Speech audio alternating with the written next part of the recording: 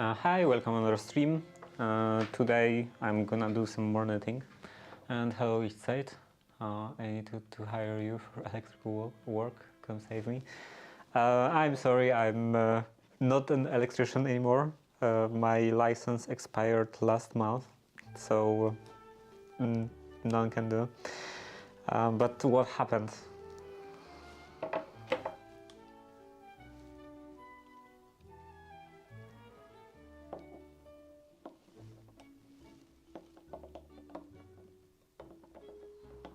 Did your house break or something?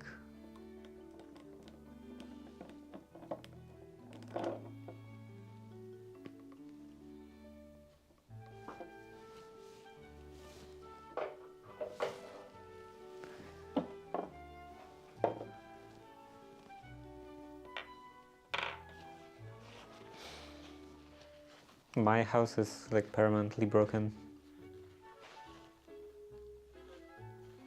I was talking about our house with my grandma the other day, and I said that there is no hope for our house. It has to be just torn down and rebuilt from scratch.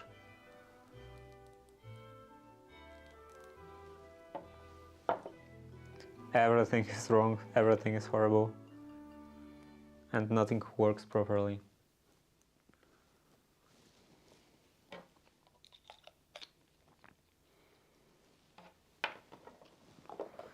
Okay, that's done. And let's also take this.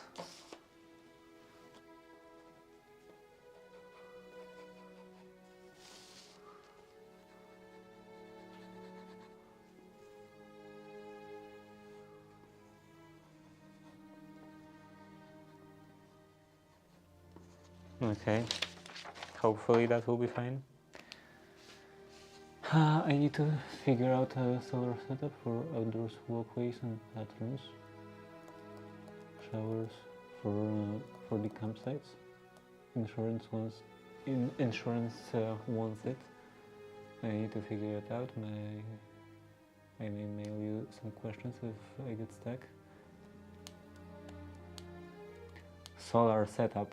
You're supposed to do solar setup yourself, completely, without help of like, you know, some solar specialized company.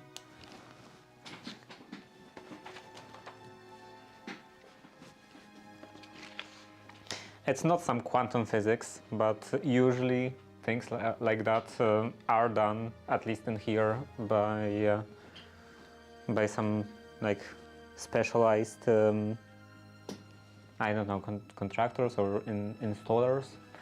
I want to do it myself.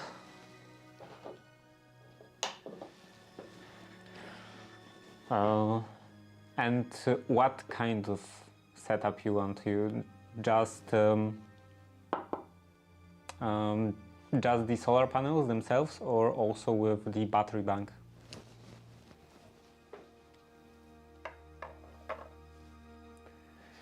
Okay, the metronome. Too loud. That's better. And let's start with usual 2 lines of continuous ovals.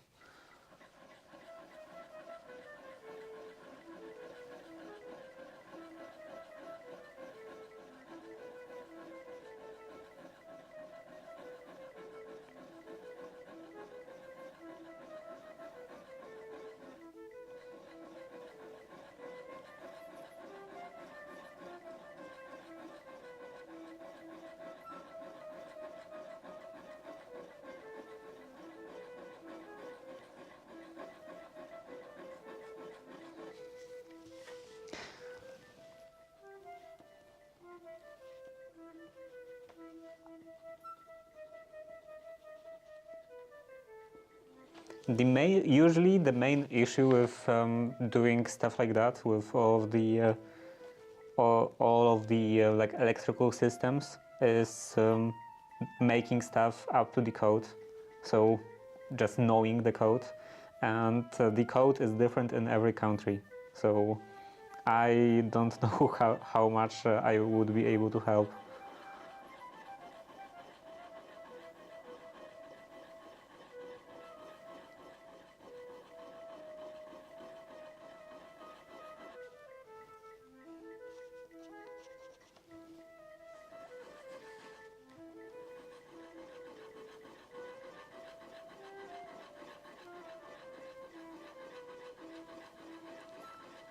Like I could design a system that would work, but I don't know if it would be compliant with local standards. And also, even more important than if there would be like battery system is if it will be connected to the grid, because then it is, I think, a bit more complicated. Like if it's not connected to the grid, then you can pretty much do whatever you want. But if it's connected to the grid, it has to be like more compliant off grid. Okay, so that's better.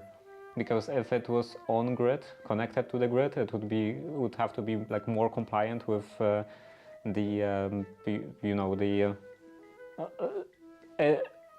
it would have to produce a better, like a good the sinusoidal wave and all, so that it wouldn't like add some noise, unwanted, like excessive noise to the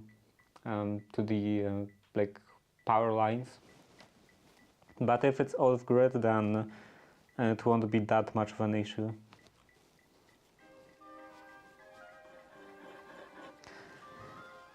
It annoys me so much.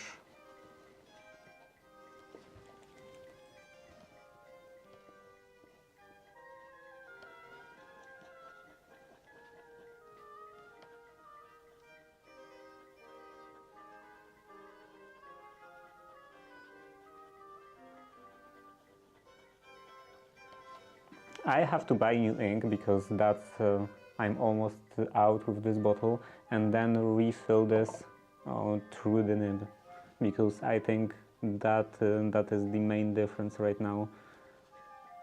I would assume that this is the reason why it writes worse.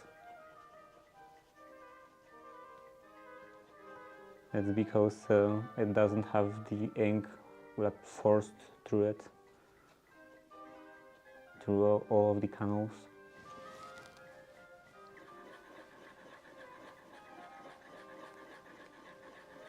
And also I have to buy a dip pen finally.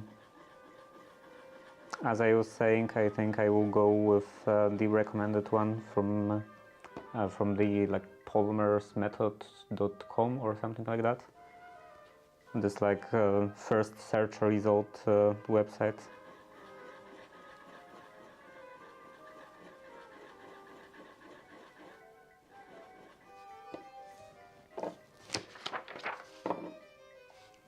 That works so horribly.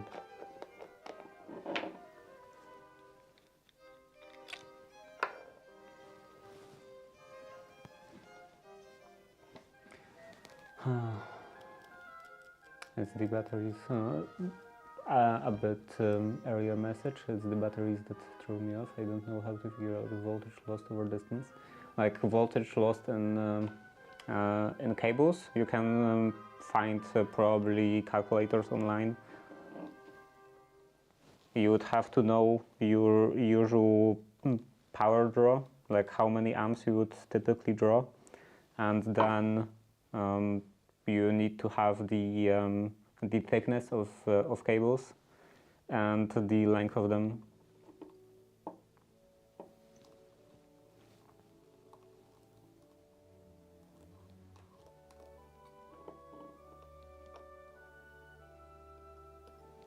It's pretty easy calculation. And you should probably consider your max load. Like what would be maximum power you would draw out of this system.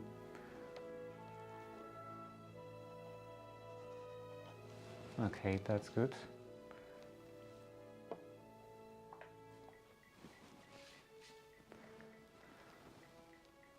Got one of the pepper seeds. That's nice.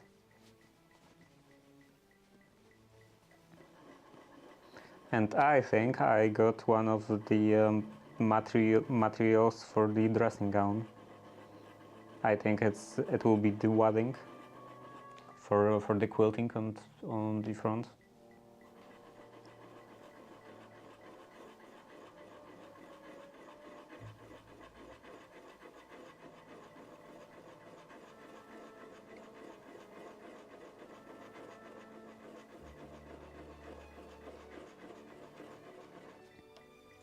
I'm not sure what the package is. I just got the message that it's waiting in the like this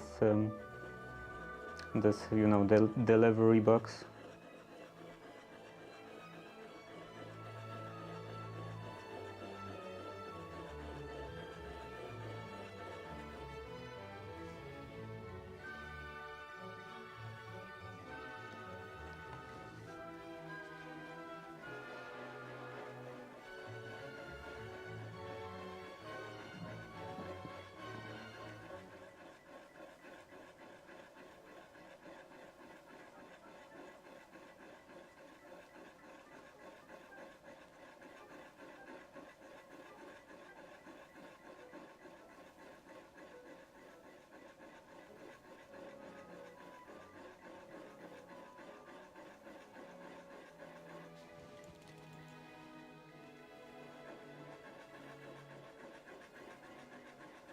Okay, this works so badly that I think I will just switch to pencil. It won't be the same.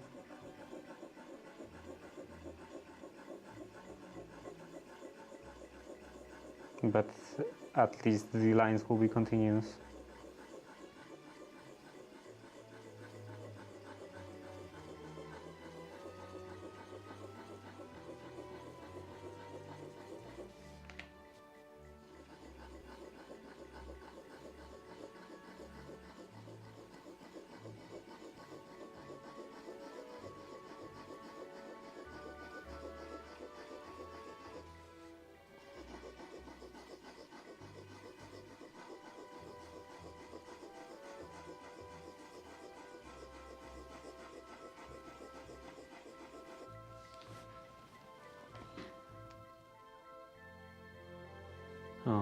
It will just be LED lighting of the batteries only what I want. So we would have to like know what would be the exact lighting,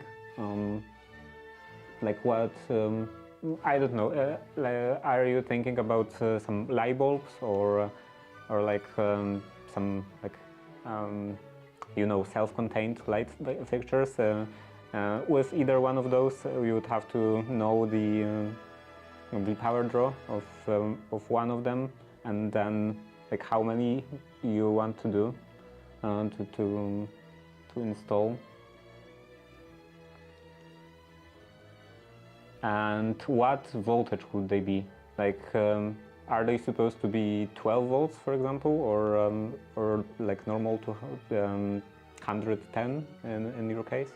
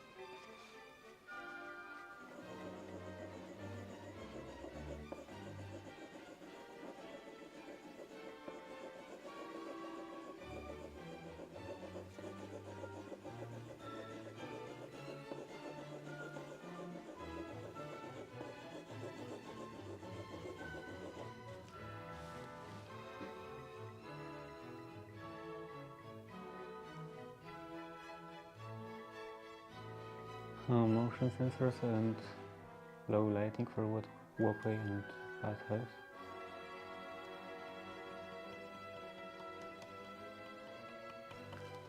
Oh. So okay, with motion sensors, they probably won't be all on at the same time, but you should probably assume that they would be all turned on at the same time for all the calculations of like how much power you need.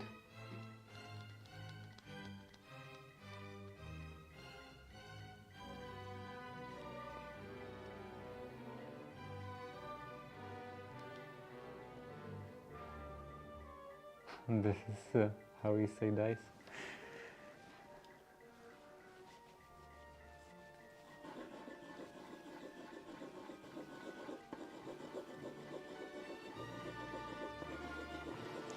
If this will be a low voltage system, like for 12 volts, for example, then you would have to try really hard to die.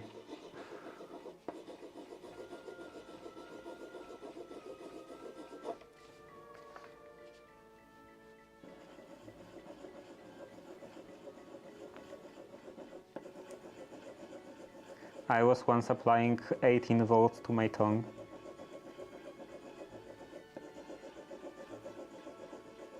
Technical school was great.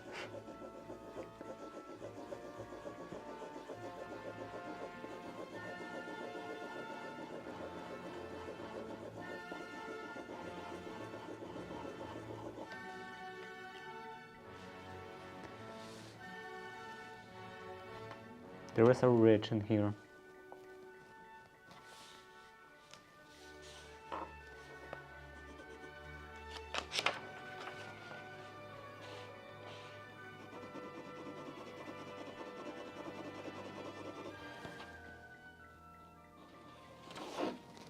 And it shows up a bit in here.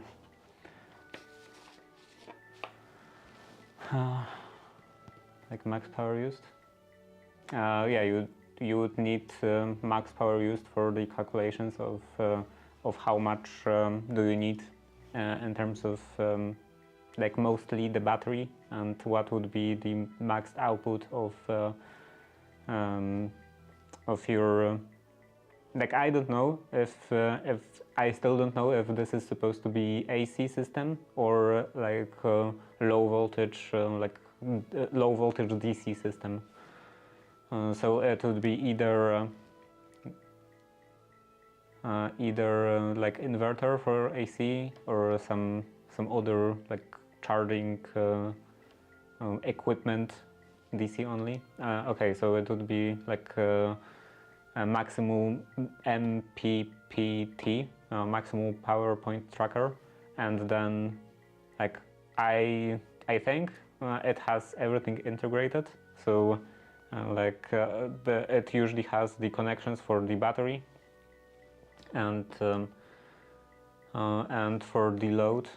So yeah, you would need maximal power draw to know which one to get, like what would be the desired power of that tracker.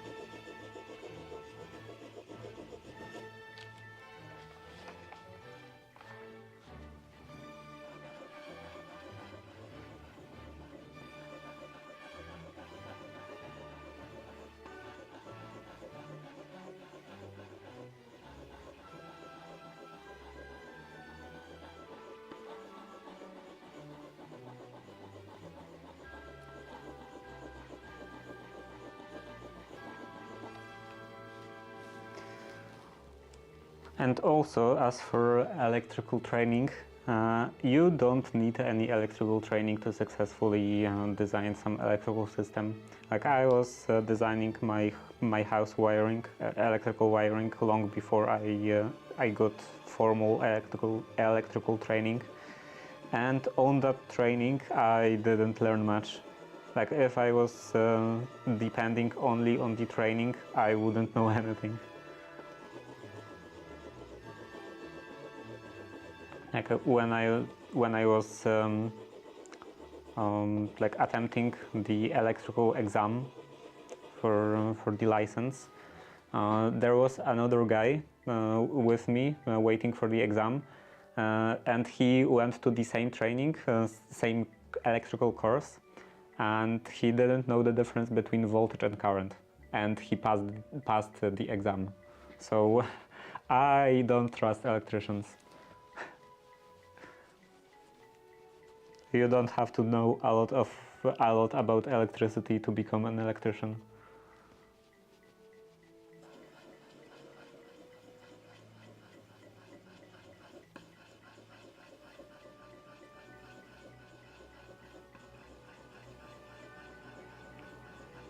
And if you do want to know a lot about electricity, you have to learn yourself.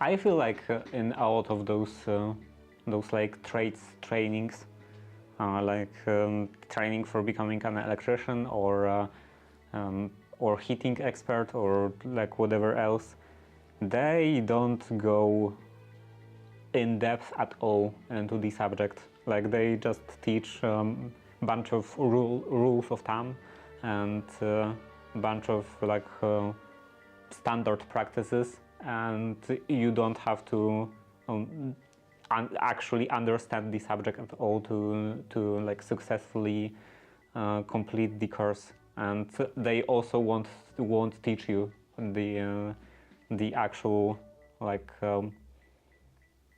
actual like you know underlying idea, underlying mechanisms. Sometimes I feel like those teachers on different courses don't even know the underlying mechanisms themselves.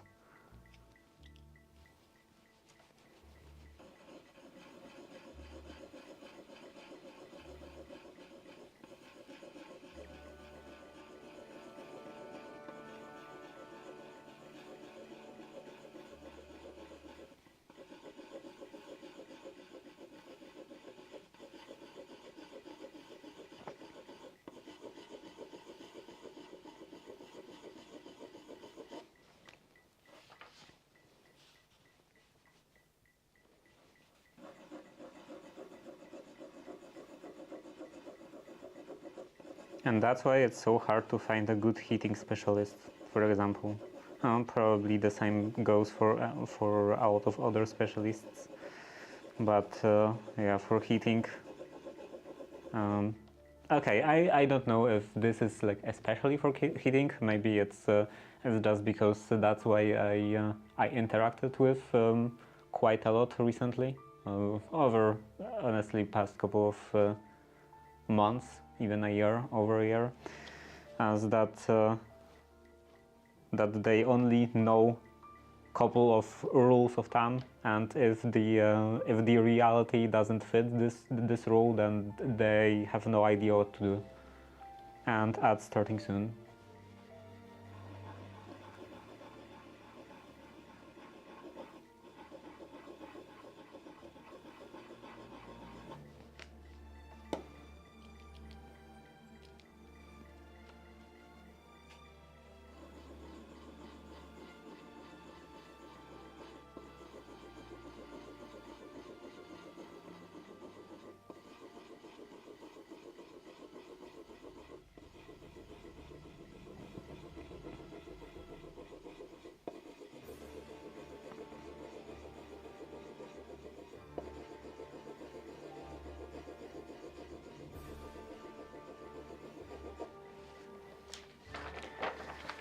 The next page.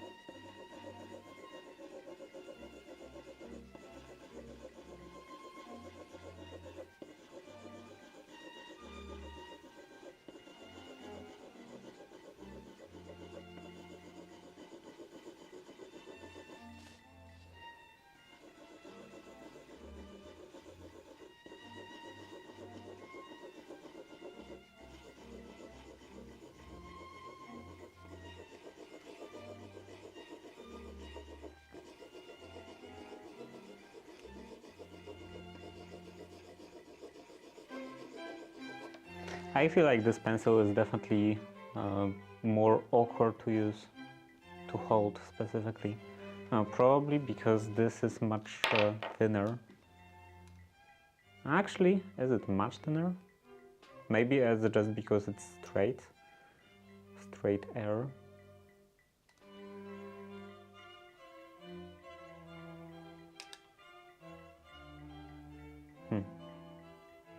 This is tapered.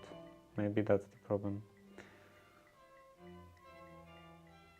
And this is just completely tubular. Okay, continuing.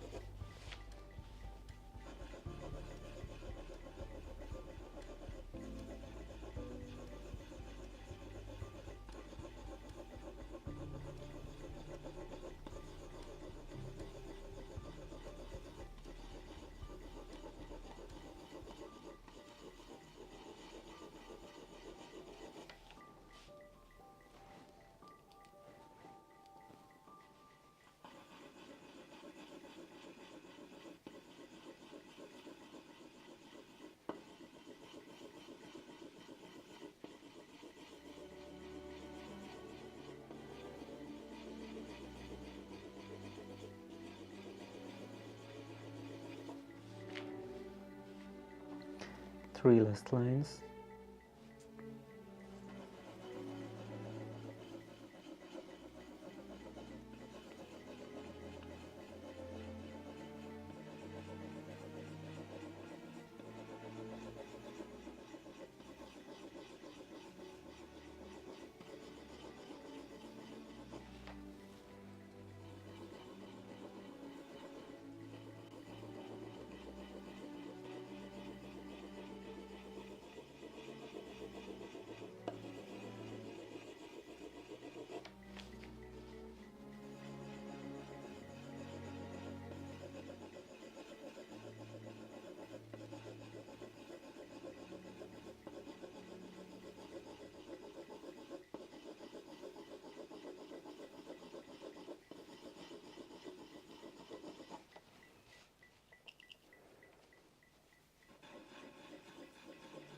And three last sets.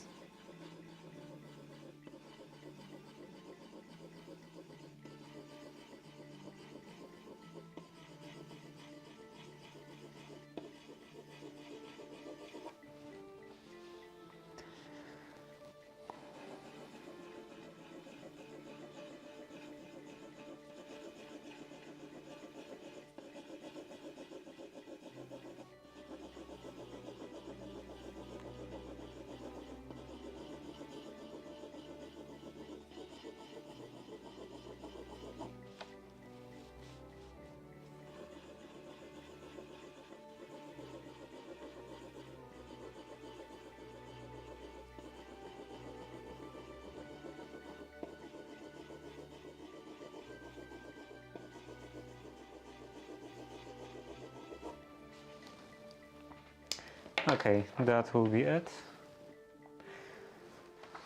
And now I can continue knitting.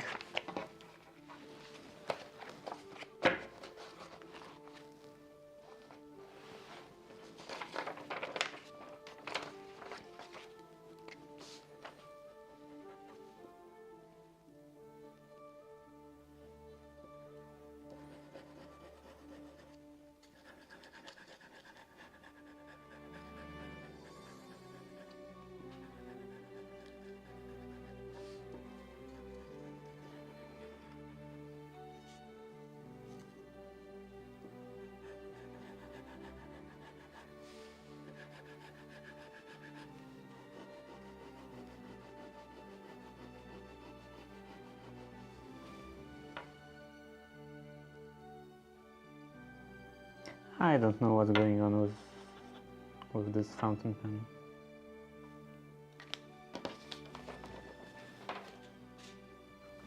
Maybe it will be better when I get new ink. And also, I have a bunch of ink spots in here. It's a good thing I didn't smear any on my shirt.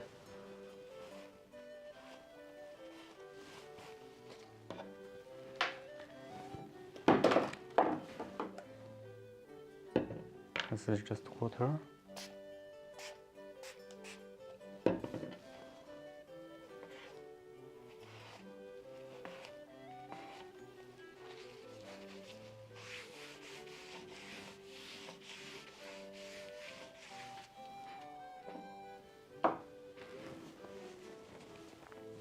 Yeah, I definitely don't have any on my shirt.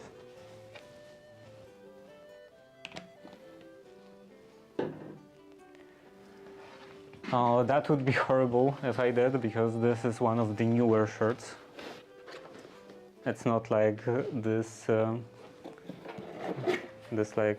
commercially bad one that I would wish to just throw away. Okay, so this is done.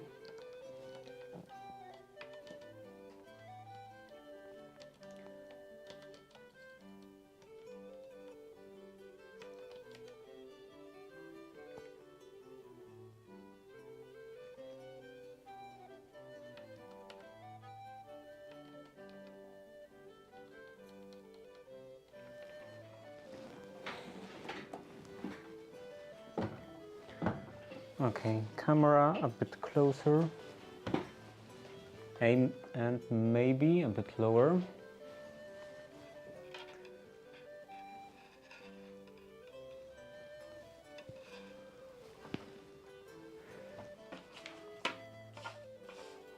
So I still have one more row in here, one more normal row, and then another reduction, number 8. And number 8 will be actually the middle one, or the starting one.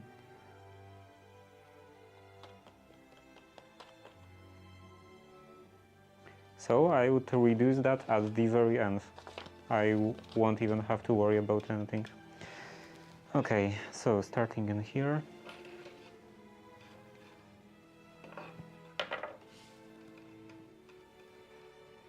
This goes in, this up, this down, and this down.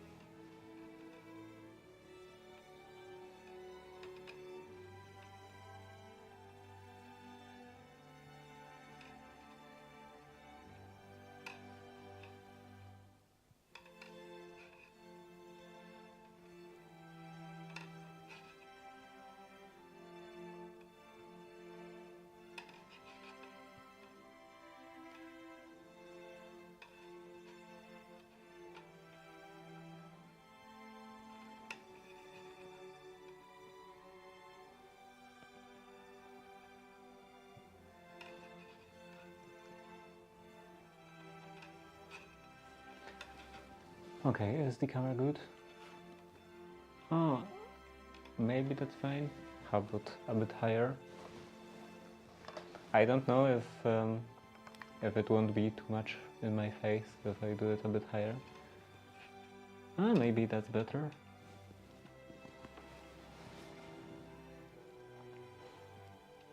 And yeah, it is a bit in my face right now. Like my cheek is touching the camera.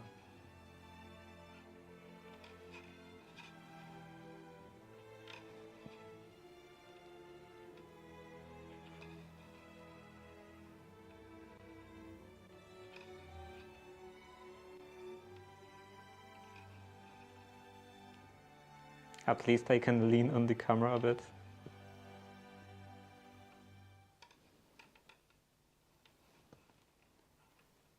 Some opportunity to rest.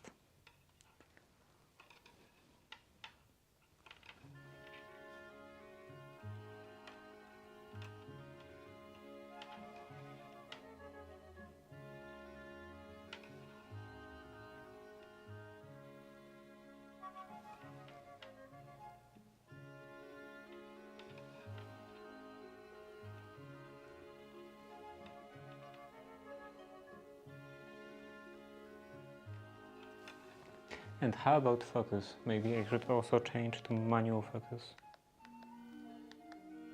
Because I'm fairly close on my hands. I are close up on my hands and I'm moving my hands, so it usually results in this like the focus constantly changing, constantly readjusting, needlessly readjusting,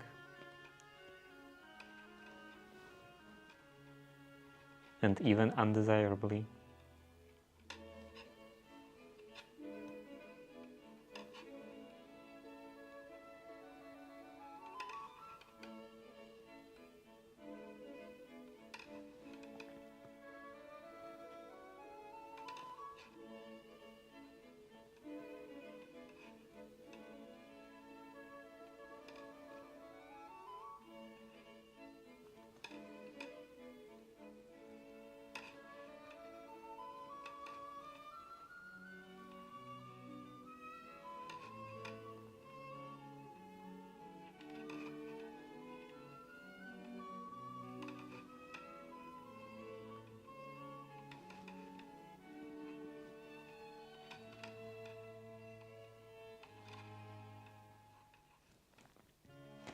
So yesterday I was saying that maybe today in the morning before the stream I will actually start writing the script for the video about making spats, and I did. I wrote about 2 sentences, which is a great progress.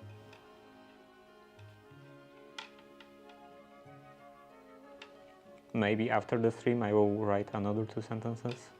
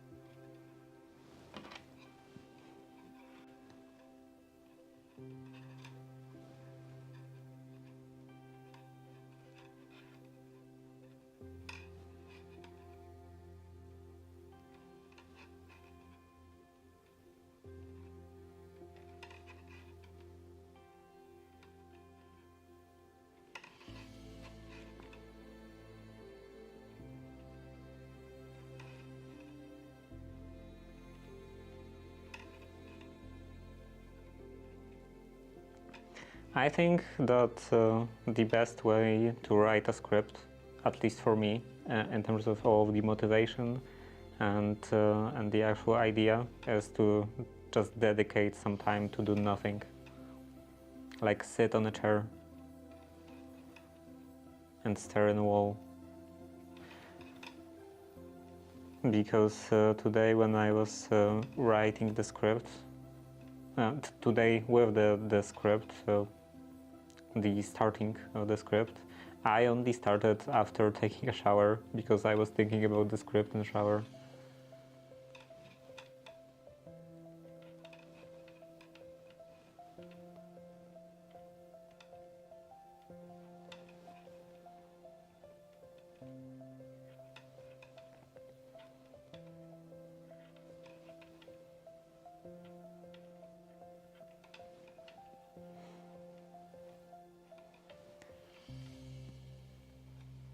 And you usually get all of those creative ideas in a shower, like that's a common phenomenon.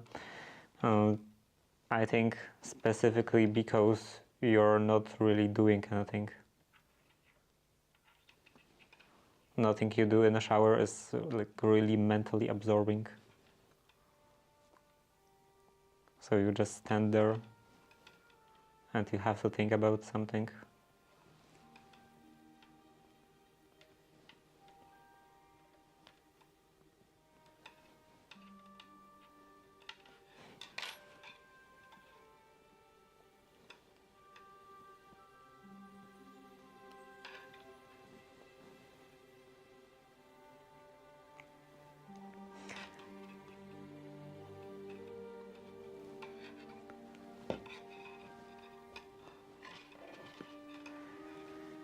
So yeah, today after the stream, I think before doing anything else, because like I want to just take a break from doing anything else.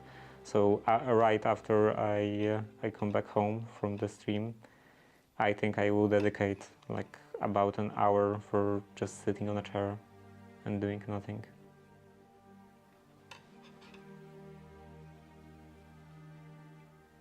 Maybe that will result in actually productive work with these scripts.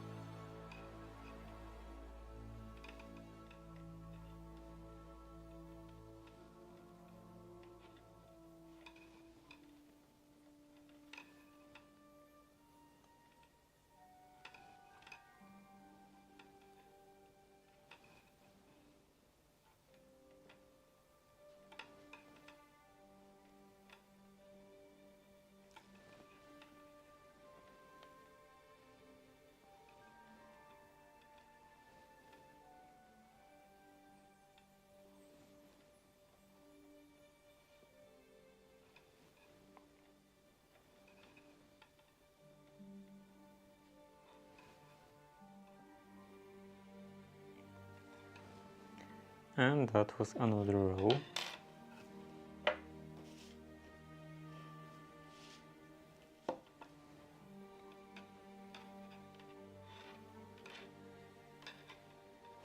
So on this one, at the very end, I will have to reduce these two stitches down to one. I have 2 in here and 3 in here. And I want to have 2 and 2.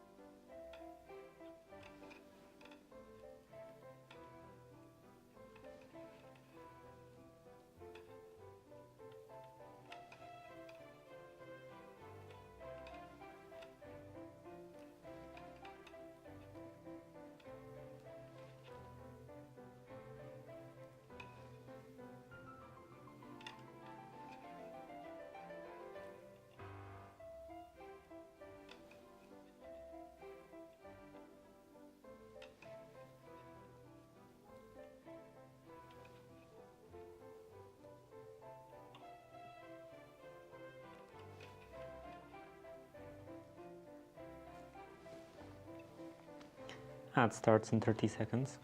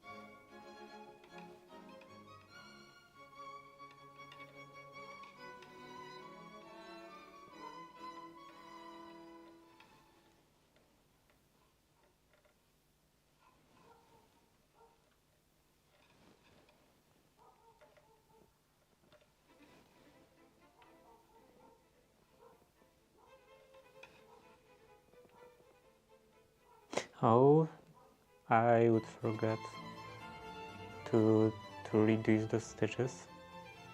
Yeah, the last two I want to purl together.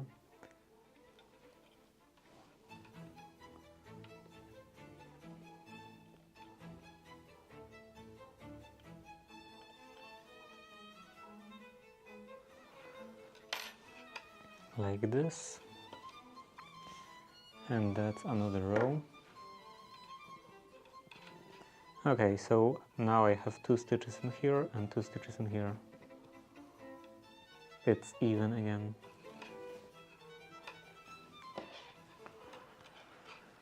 And starting the next one.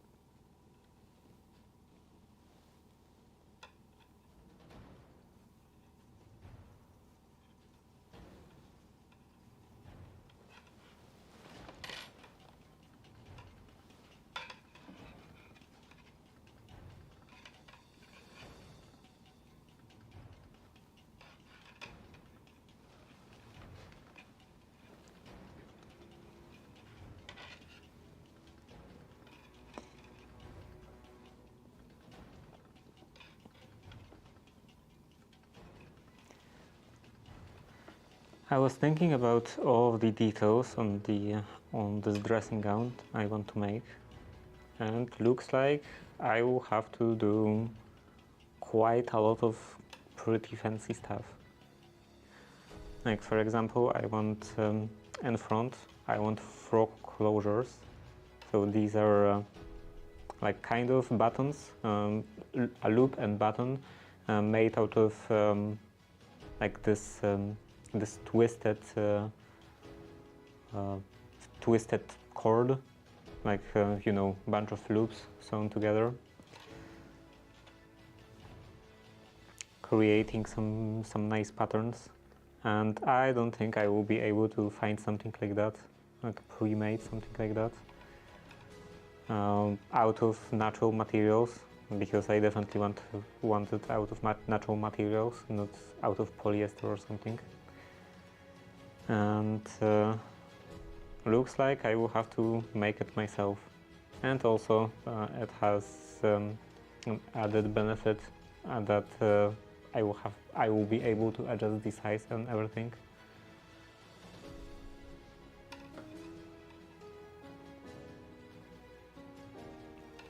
And actual pattern of all the loops.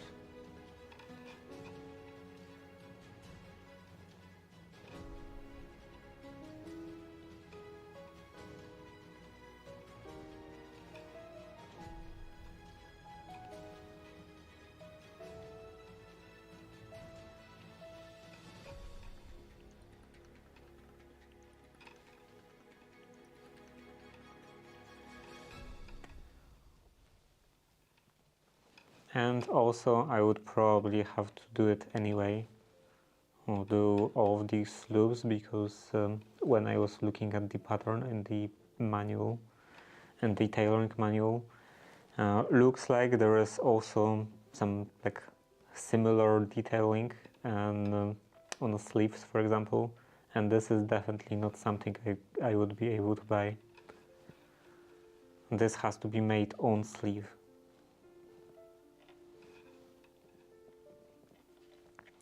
So yeah, at that point I can just buy some cord and make everything myself.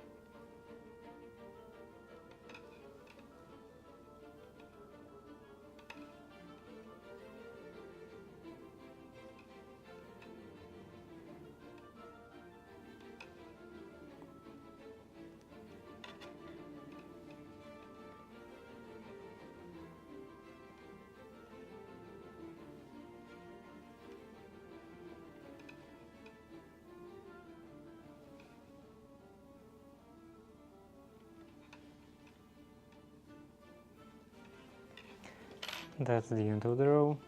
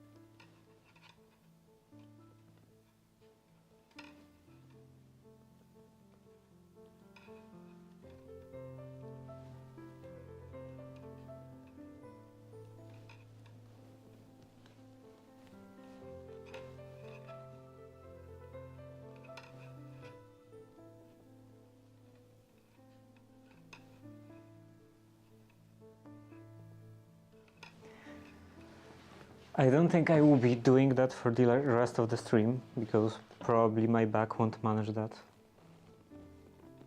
So yeah, in maybe about an hour I will try to fix my 3D printer, to look into this possible issue with the tubing. And then after that I will be just playing Minecraft until the end of the stream for like hour and a half.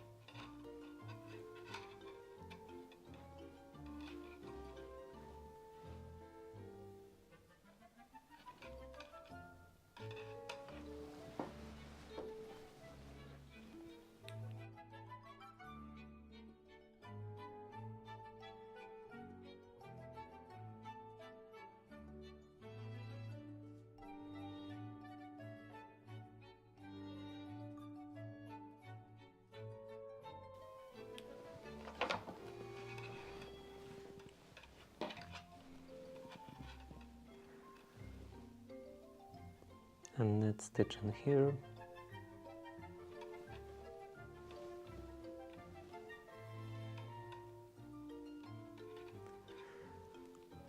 And then purl stitches.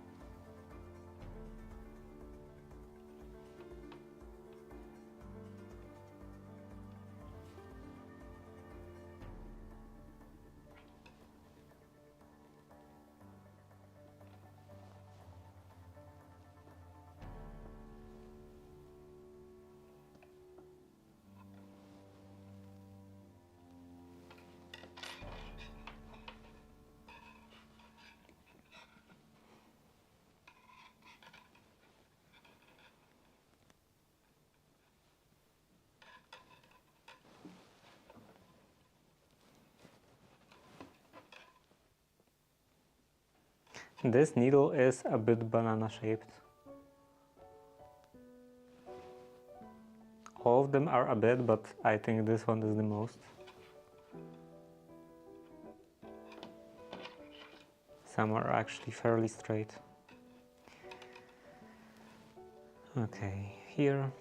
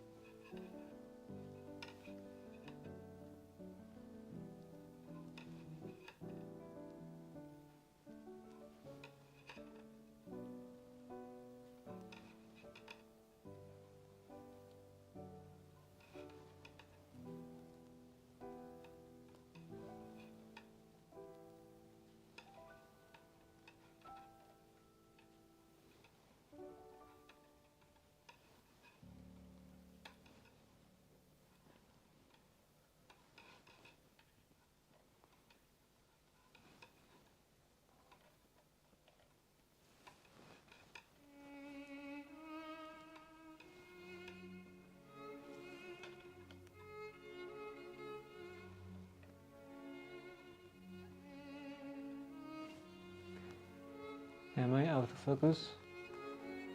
Let's readjust the focus.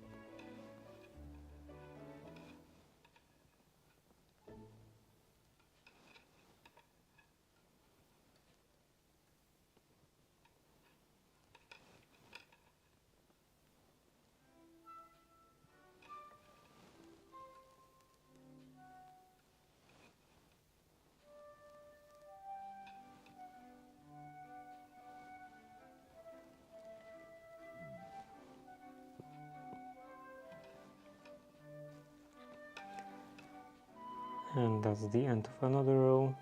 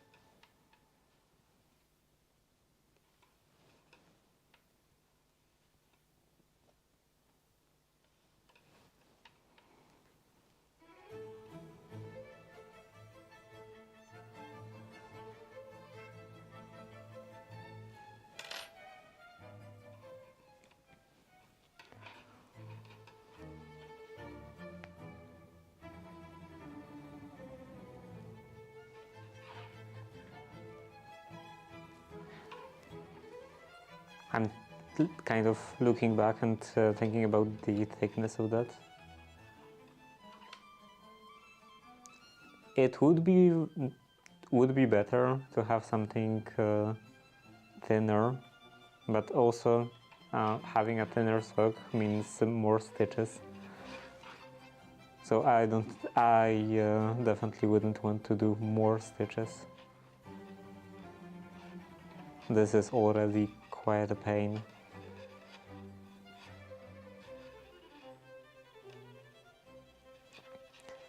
So yeah, I think I will have to just accept that kind of thickness. Also, this is fairly heavy. Very heavy even. It will be my heaviest pair of socks.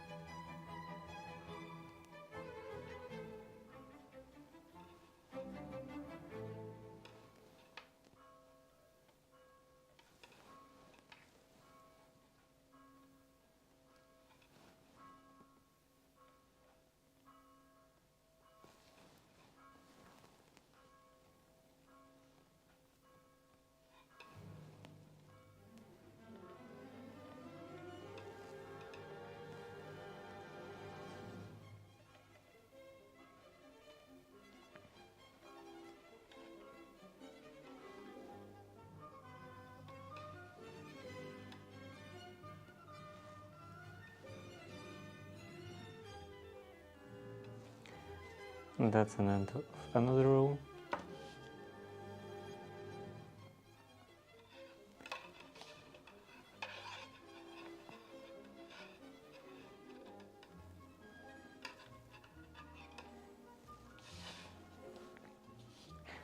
This is row 85 of just this section. There are 85 rows in here. And on the other side, this is 50. So 100 and 135 in here, the entire stretch.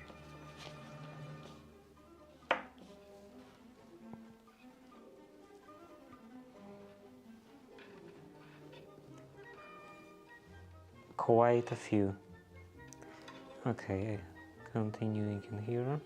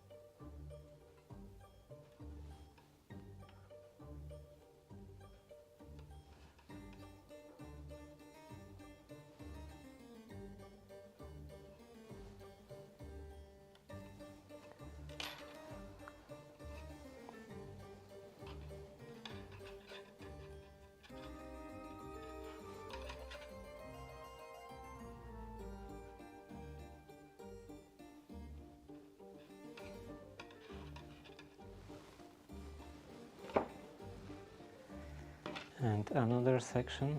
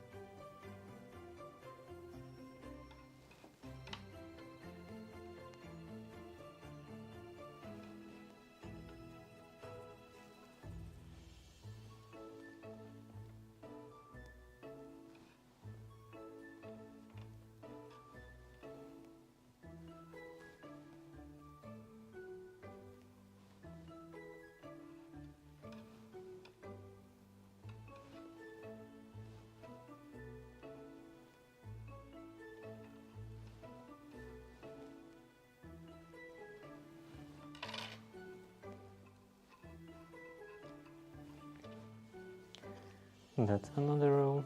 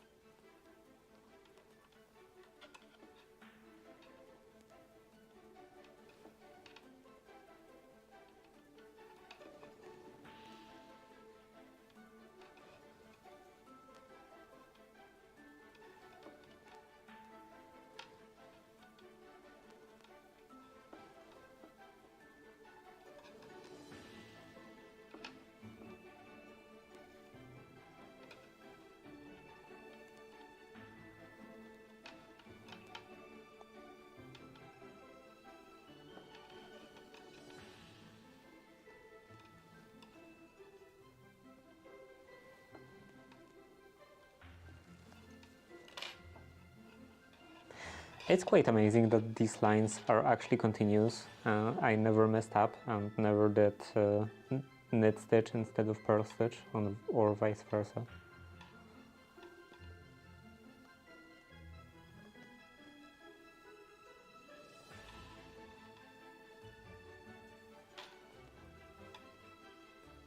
I'm actually being consistent.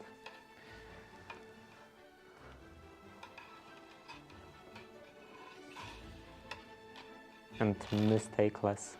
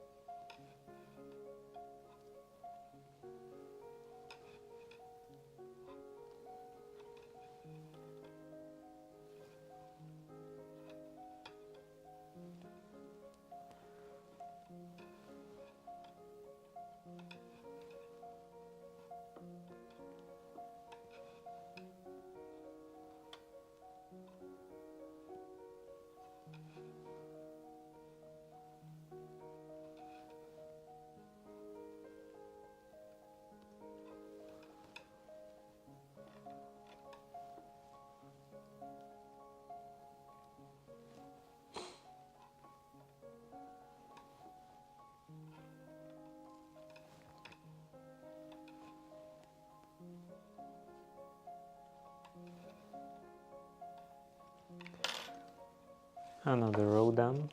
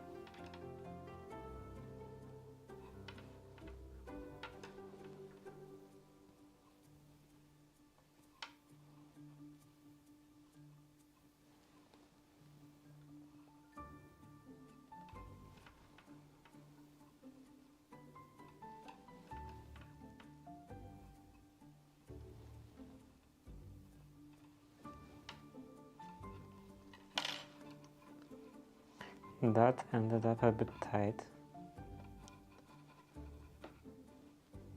Well, next one I will try to do a bit looser.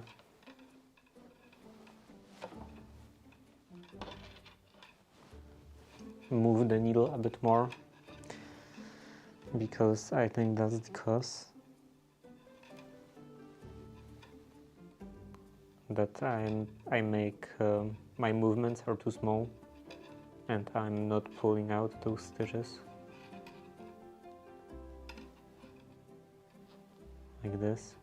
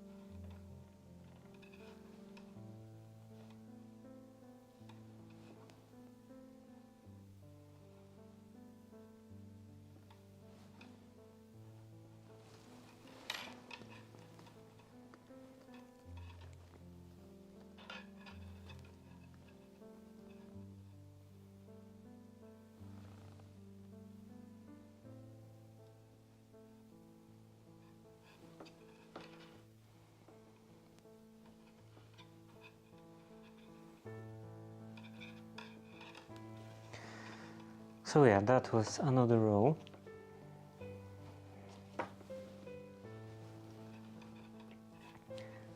Maybe one more. Yeah, let's do one more, and then I will take care of one more. Will be, I believe, 10 today, and then I will take care of the 3D printer.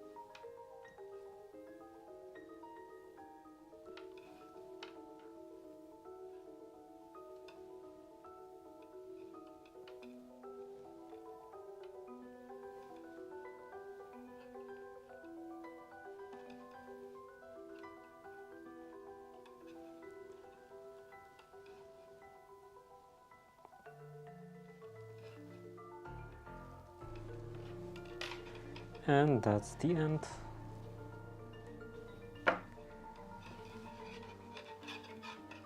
Let's put all of the needles into the middle, or all of the stitches into the middles of the needles.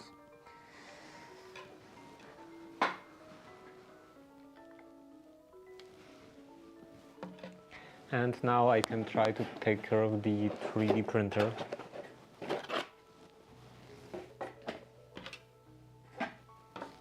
This goes in here. This is done.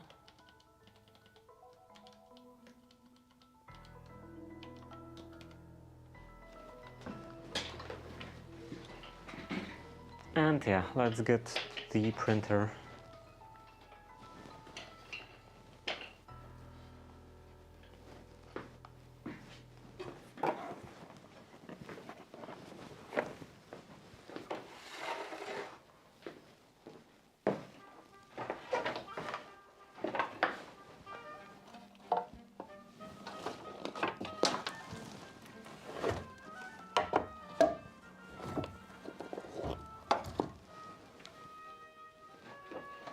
I didn't even notice that the main SBC controlling this 3D printer was laying on the floor.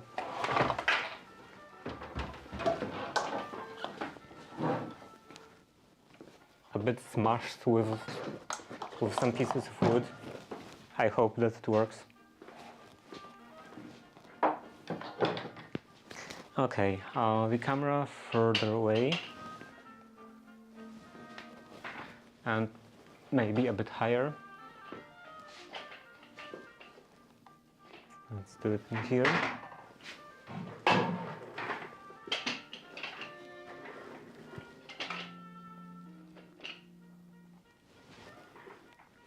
Okay, so the 3D printer, I won't need that.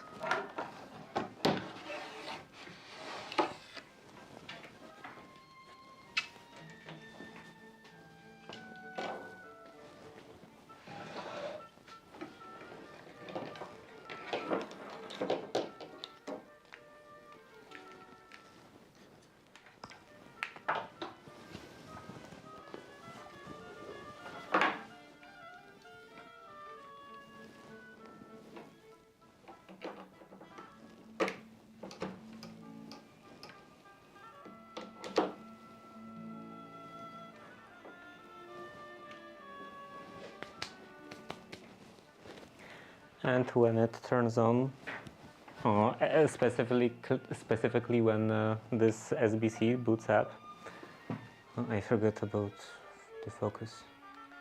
Continuous autofocus. Okay, specifically when this SBC boots up, then I will turn on the preheating in here.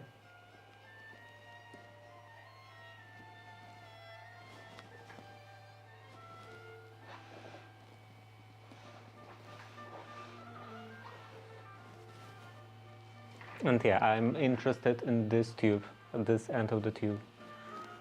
It is quite possible that this is like either clogged or melted inside of the extruder. I think that would be the only option left, because I already replaced the nozzle in here. Like actually completely replaced, because there was also a possibility that it's just clogged, but just to be sure, I completely replaced it because I had a spare one, and that actually came with this printer. And then I was checking all of this area, and yeah, at this point I think this would be like the upper part of the extruder would be the only option left.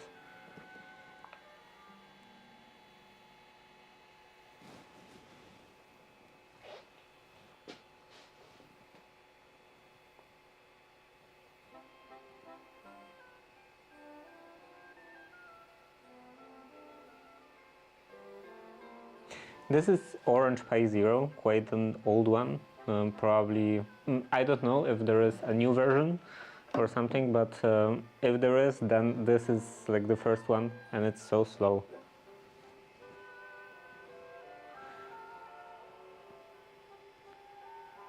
Okay, where is the control temperature? Which one is the nozzle?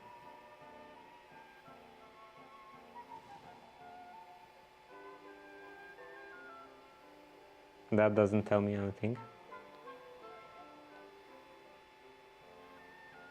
Okay, let's say it would be the top one. Yeah, the top one, because there is like preset in here for PLA and ABS, and on the top one it's 180, and on the bottom one it's 60. So the bottom one is the bed in here. Now I'm preheating it, or just heating it up in general.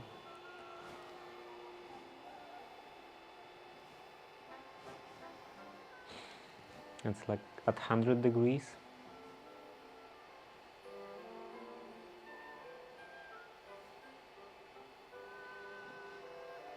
On camera, looks like this is flickering. Like, I mean, it is flickering probably if the camera shows it, but to me, I don't see any flicker. It's the whole like frame rate thing, or maybe shutter speed. Yeah, definitely shutter speed. Okay, so now it's at 180. Maybe I can pull this out.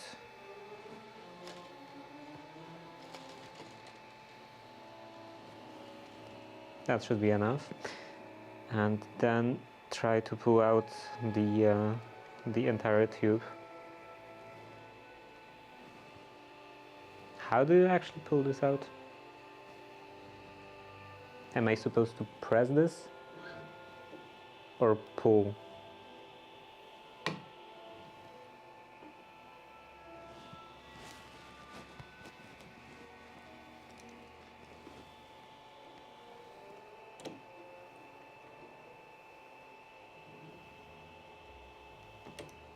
Okay, it doesn't want to get pulled, and it doesn't want to get pressed. So I have no idea how to pull that out.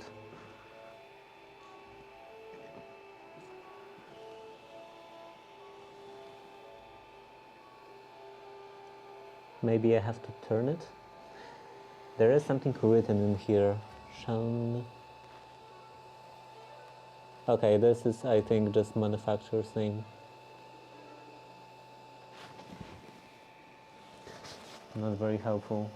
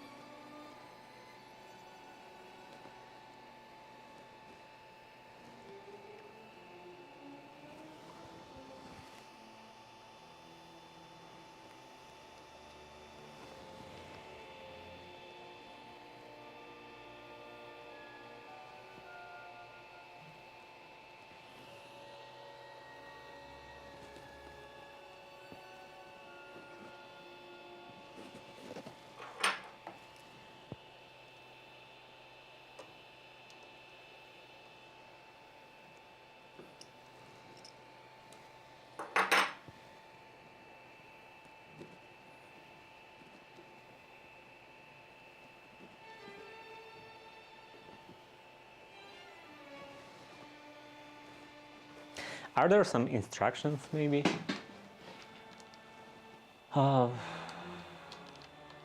Here. This is Creality. Ender 3 tube remove.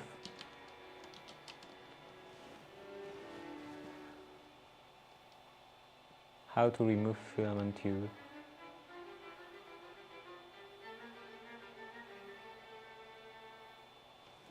Oh, not this end.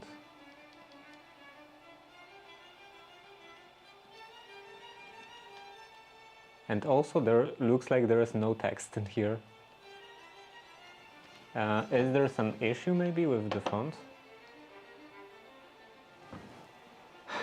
The font for some reason has the same color as the background. Looks like that cap is broken, trying to pull it out.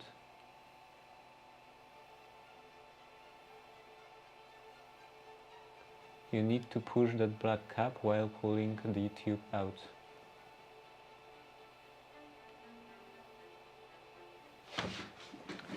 Push while pulling. I don't think that's working. Is it working on this end? Yeah, and here it works.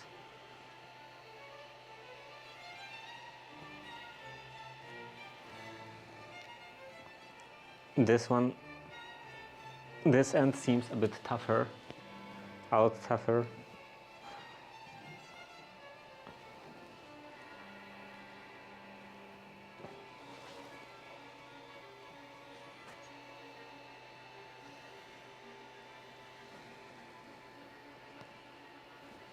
Maybe it's a sign that it's broken, I don't know.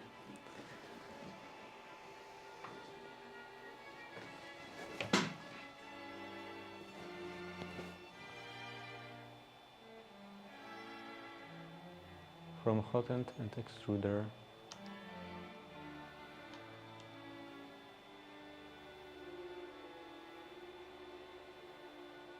To remove PTFE tube from the extruder, you should depress circular plastic coupler.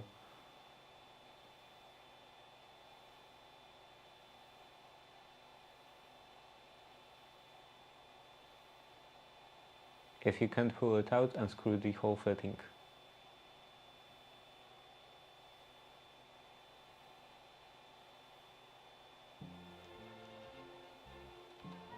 Okay, so unscrew this entire part.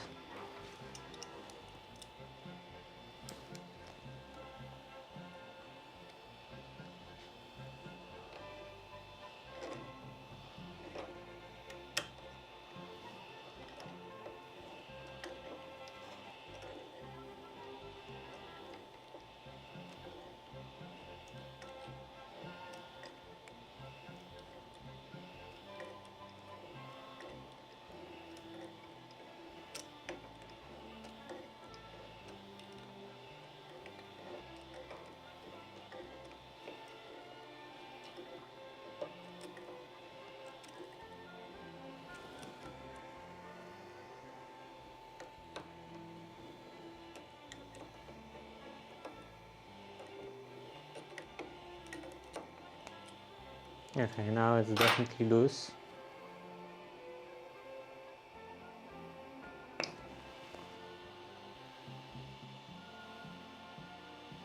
Yeah, maybe it is clogged. Is it hot?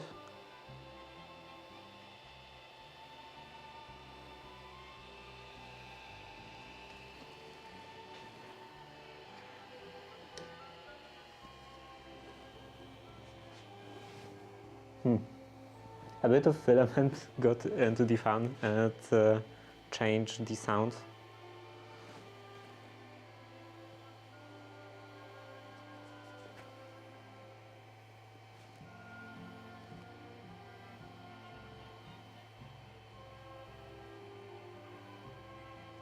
Okay, now I am able to move this. Let's try to cut the end off. I hope that it will actually cut off without crushing. It got a bit crushed. Let's try with a knife.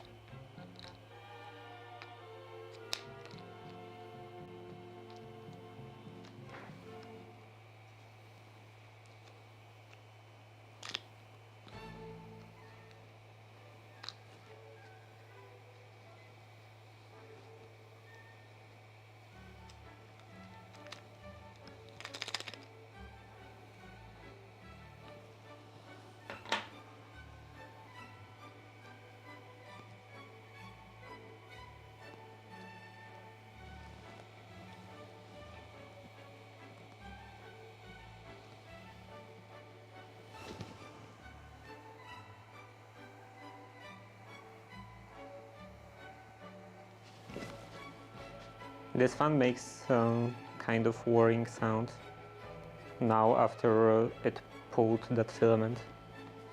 Okay, now I want to cut the end off in here. A bit more square. This is still not square. In fact, maybe it's even a less square. Okay, that seems fairly square.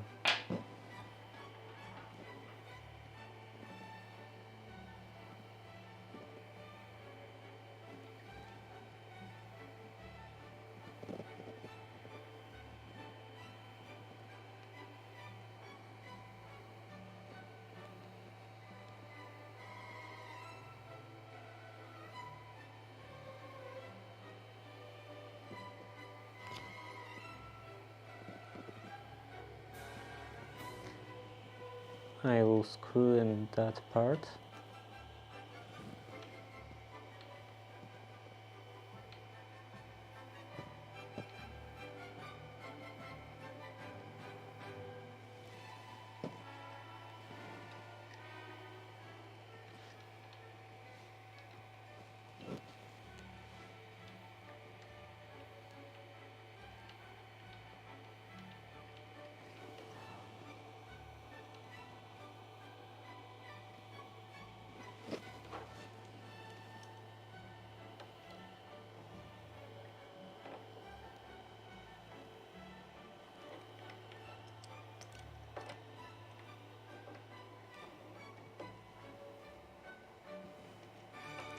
And now I'm not sure if I should unscrew the nozzle before pushing that in. Nah,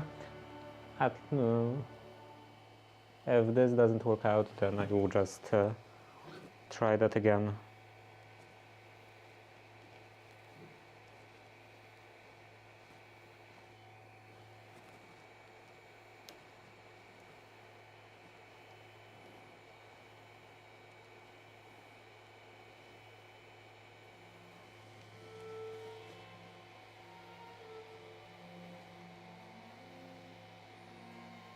Okay, now I think it's maybe like firmly in place.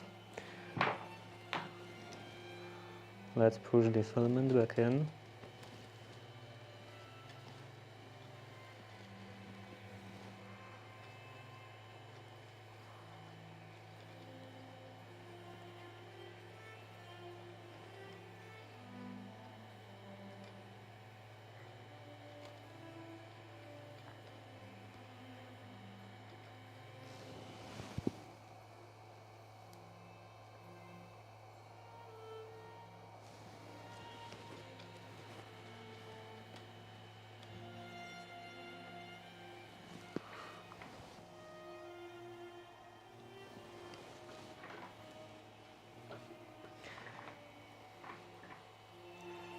And now I can heat it up a bit more.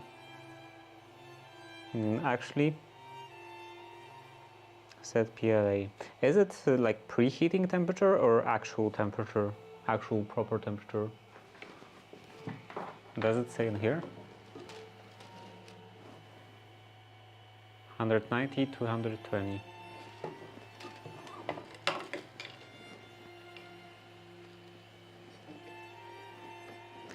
So maybe let's set the temperature to 200.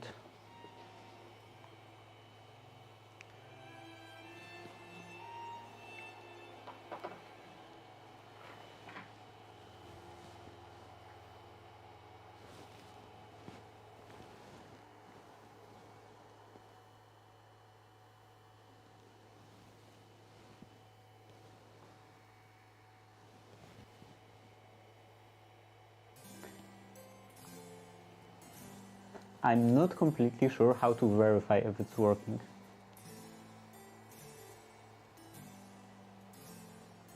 Other than just actually printing something. And I will print something later. For now, maybe let's try... Where is the control panel? control, extruder,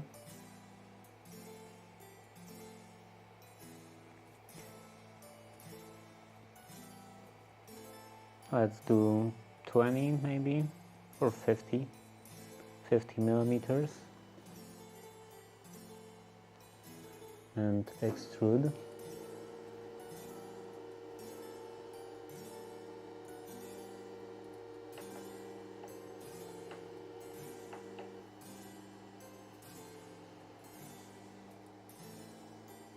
This is definitely not 50 millimeters, so maybe it's measuring in here, 50 millimeters in here. In that case, I think I want to mark it somehow.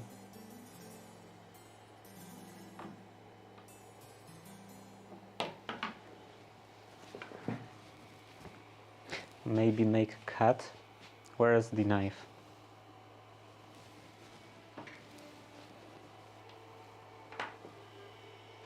What did I do with the knife?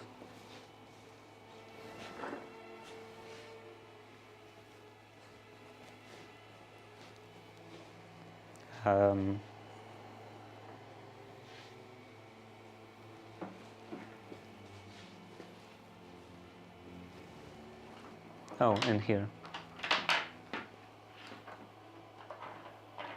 Completely hidden. Okay, so now I wanted to make a mark in here.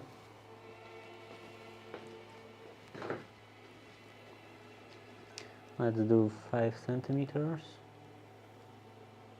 I don't see anything in here. On this scale. Okay, 15 millimeters.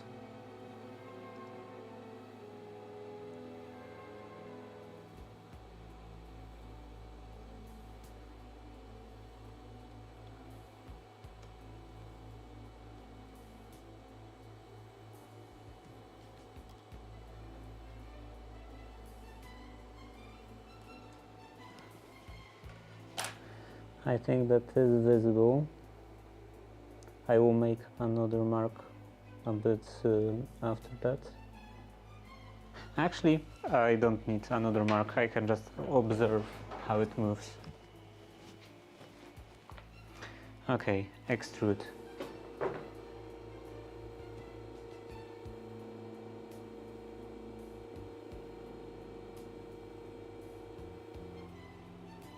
This was definitely not 50 millimeters.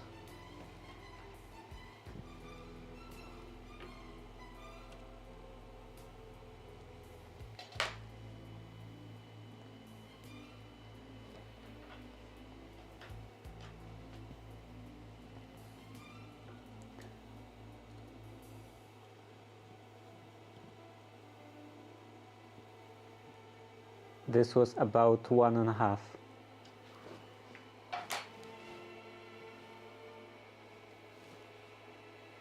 Maybe that interface is just garbage and I shouldn't look at this.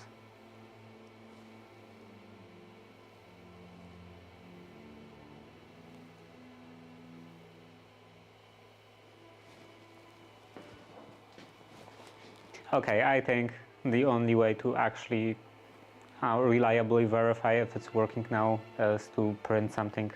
So I will do that later after the stream. And for now, let's turn that off.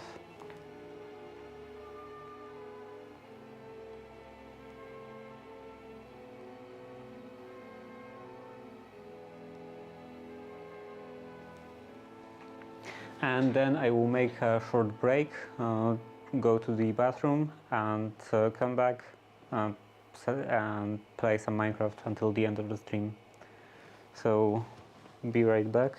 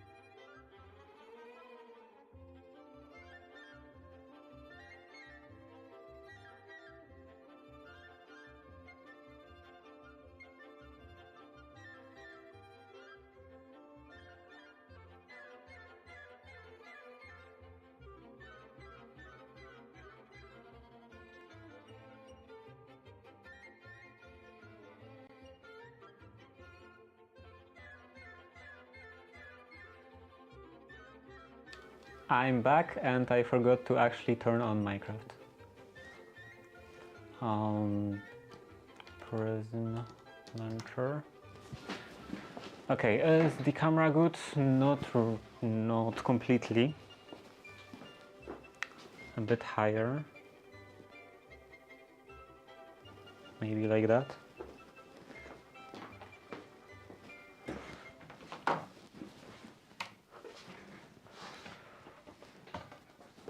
Maybe now it's a bit too high. I want to readjust it again.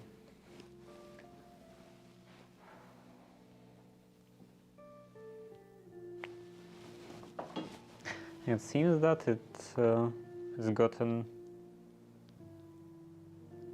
a bit colder. Maybe I'm imagining it.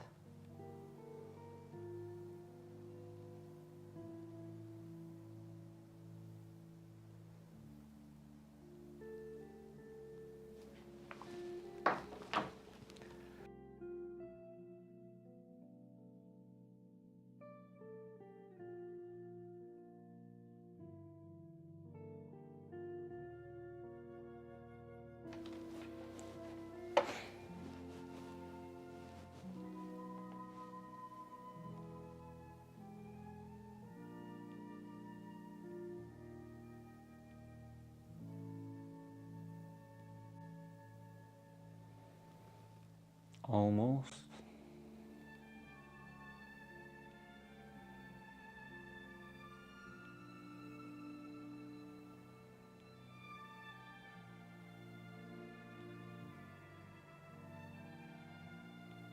Almost.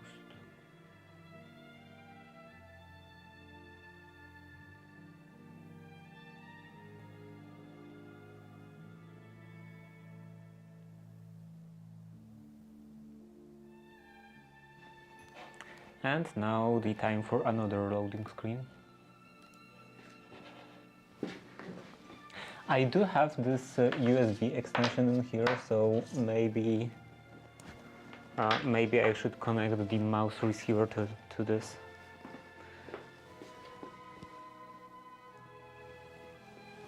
It's this thing.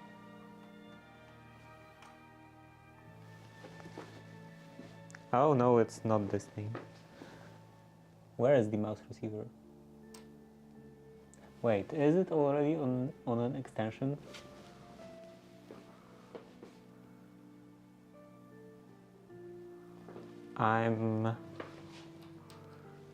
Yeah, this is a Wi-Fi card.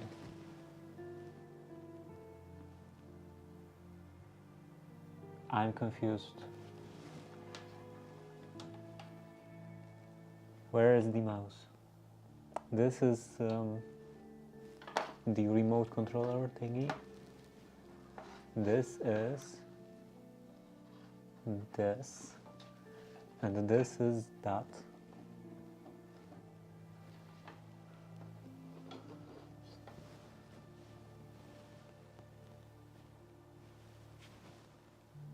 Okay, it blended pretty well into the background.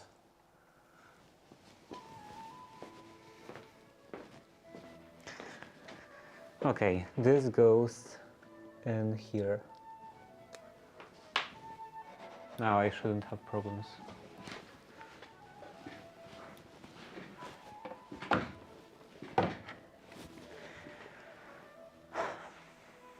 Okay, and daily rewards claim. I have a couple of rewards. This can go in here, this goes in here, and this goes in here.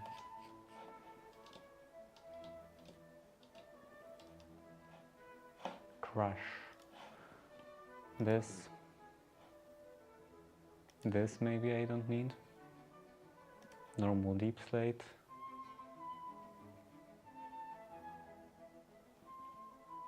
And maybe those cobblestone bricks. Okay, what's in here? Probably just the mailbox.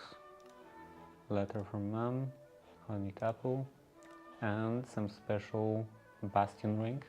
What is the Bastion ring? Something with piglins. +1, 5, 10 experience for each killed zombified piglin, piglin brute. +1 experience for each additional trait from ability respect. Respect. Level 5 to use it. What is this? Makes piglin neutral.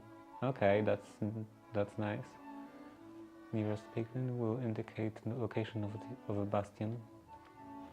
So I definitely want to wear this. And I think there was also something else in here. Gilded Friendship makes piglins neutral, so I don't need that anymore. Anything else? Create. And this. And the Soulfire. Quest loot. 1 arrow, 3 arrows.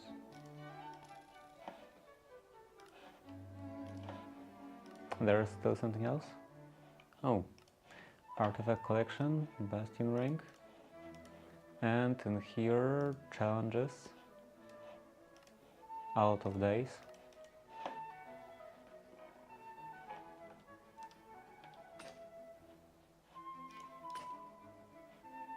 Umbrella, vampires, -35% speed. Does it do anything? Probably something from protecting the sun, from protecting from the sun when you are a vampire. When worn, slain creatures drop +25 experience. Do I still have ring slots? I don't have ring slots. I can only wear 3 rings apparently. Yeah, this is belt.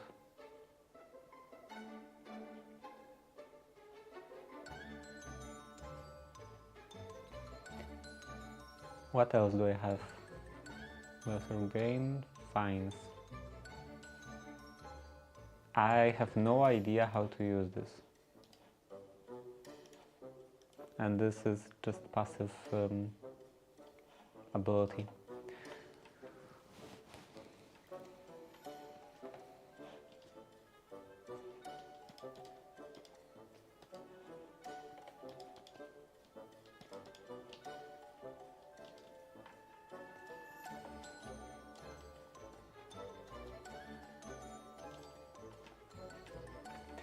So I was thinking about this a bit, and the result of my thinking was that maybe I want to break a couple blocks in here, 3, maybe 5.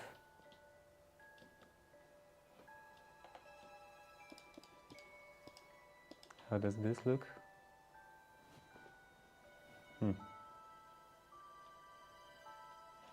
How about 3? Center is in here.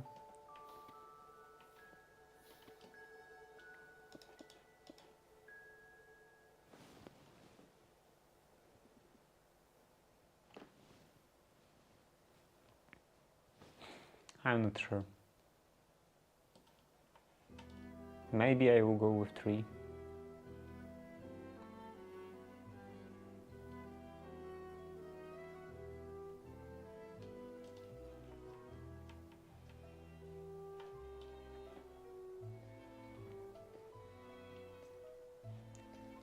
And how about this? This is 1, 2, 3, 4, 5, 6, 7, 8, 9. So it should have center in here.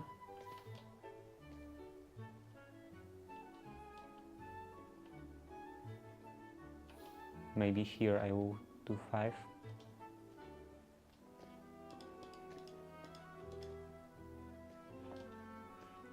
And here 3.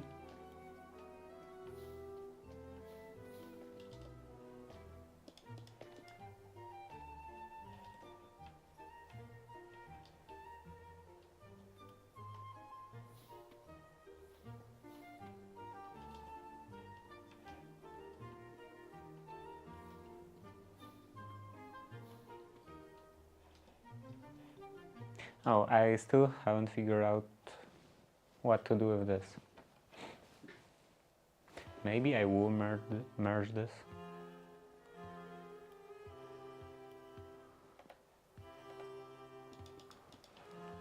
Oh, so the walls would be in here.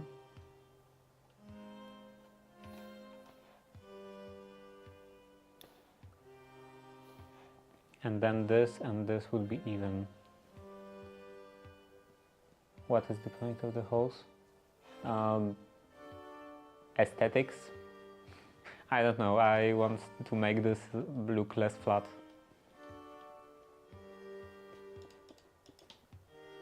I want to this like upper section to go down a bit.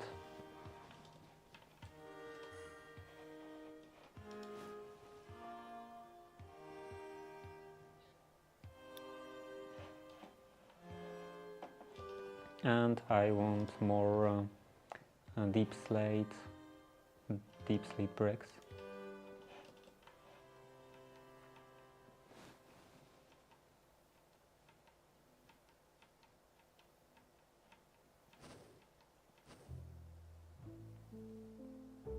And I was wondering,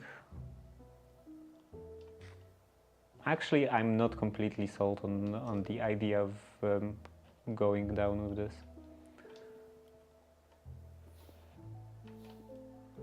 First of all,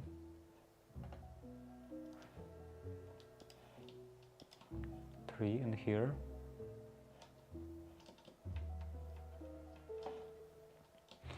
Yeah, I'm not completely sure if I don't want to leave that with a straight line. And I was also thinking if maybe I want to make a balcony in here. So this would be like kind of a tunnel. Let's see in here. Something like this, going up. And an arch over here, and then like a pathway on the top.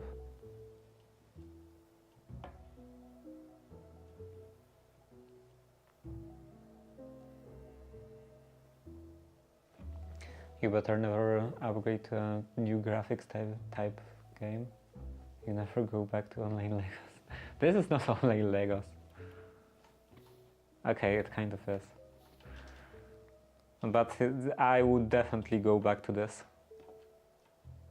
There are games that are like kind of like this, that are a bit more, let's say, realistic, that have more curves, and that always comes with the like a disadvantage that they are much more limited, because in here you are building everything out of very basic parts, and with those more graphically advanced, I don't know if I want to call it that, because this is not bad graphics. This is a design choice. When there is something more with more details, it's not like basic building blocks. It's like the entire like ready-made furniture or ready-made walls or anything like that, and it is almost always much more limiting in terms of what you can do.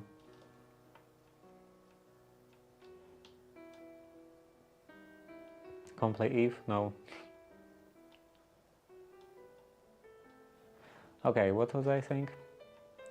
Here, this balcony in here. Would that be called a balcony? Or is the balcony on the inside only? I don't know. Like I don't know if I want. I'm considering on putting some other another pathway on the outside in here, on the higher level. Such a hater. Yeah. I don't have time for games. Said while playing games. Let's try maybe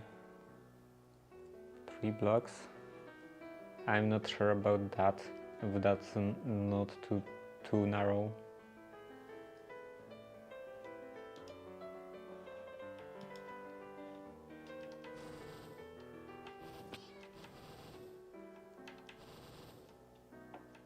Yeah, so it's guy playing one.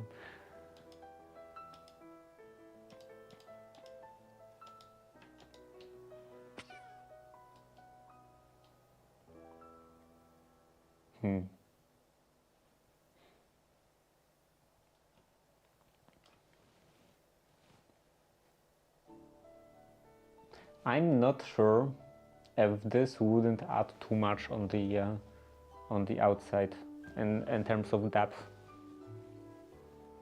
or rather size, because depth it's, I think, pretty much always a beneficial thing, because it like adds visual texture, but in terms of like footprint, I don't know if this wouldn't add too much footprint.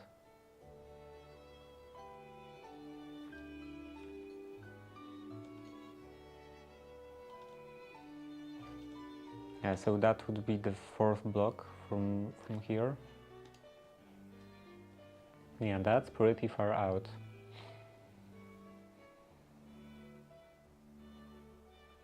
I don't think I will do it. I will leave just straight walls like this.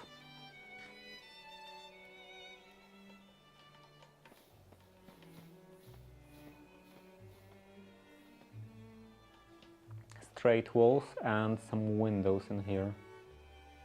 Some very big windows. Actually, maybe I will start with windows from here. From this point and going up. Now, do I want windows to be 3 wide or 5 wide?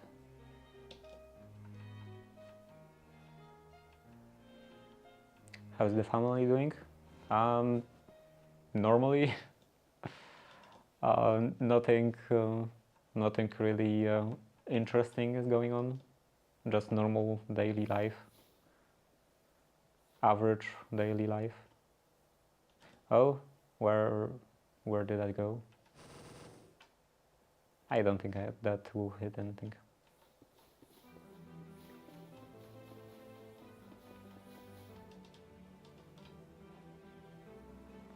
So this would be the width of 3, and here the width of 5.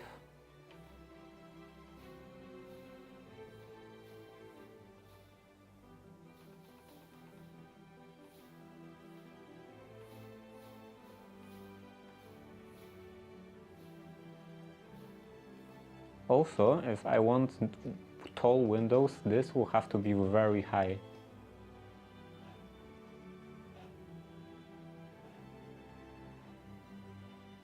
I think 5. I think 5 will be better.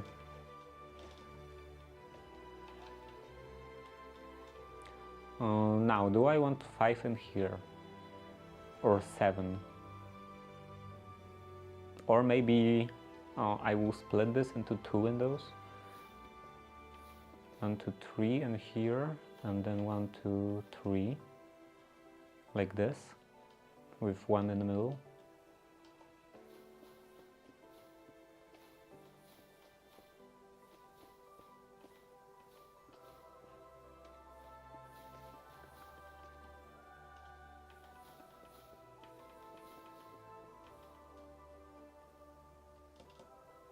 And then this, for consistency, should be this deep slate bricks. And yeah, I will definitely do this with the width of 5.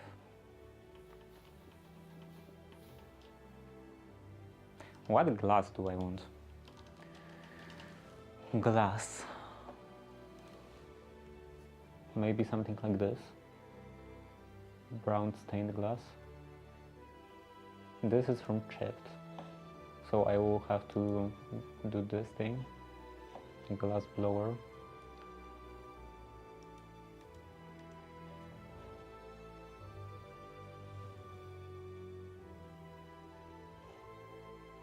And maybe I will also do this this kind of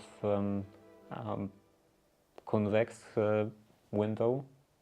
I saw Chosen Architect on YouTube doing this kind of design quite often, when he puts like full blocks in the middle, and on the sides there are two glass panes, so it kind of curves in, or curves out if you look toward the middle.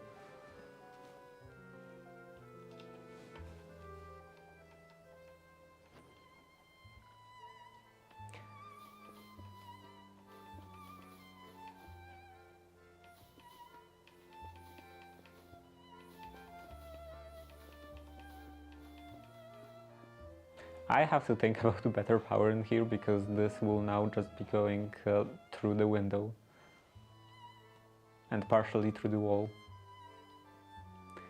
Okay, here 1, 2, 3, 4, 5.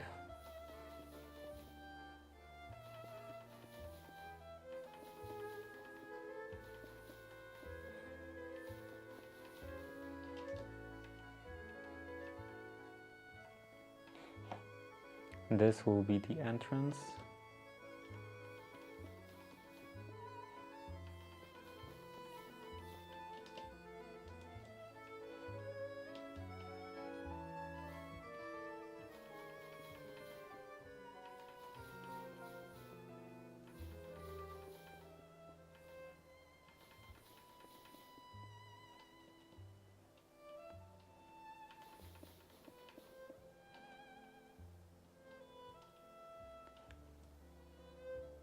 I will have to finally move this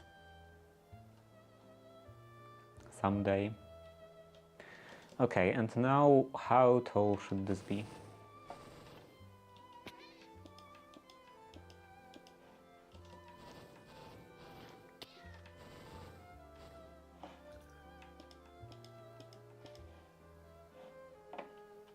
I want a bit of an arc.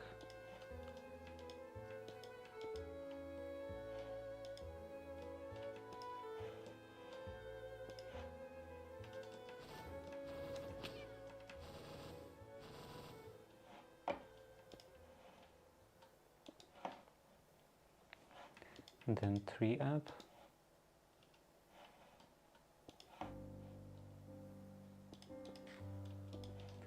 Something like this. Maybe that's too archy. Actually, it doesn't look that bad. But still, I think I will reduce this one.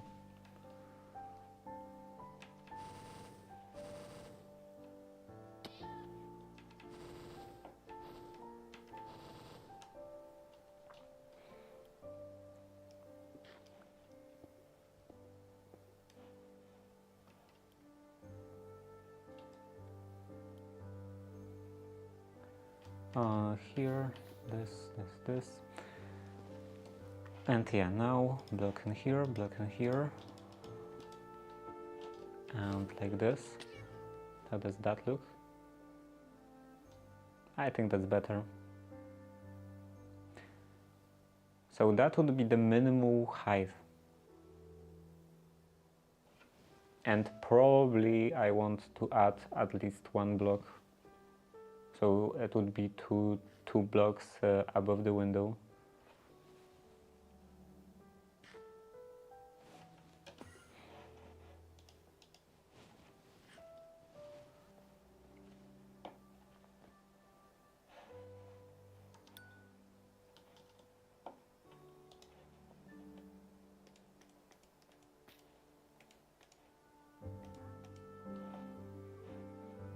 I will need a lot of those bricks.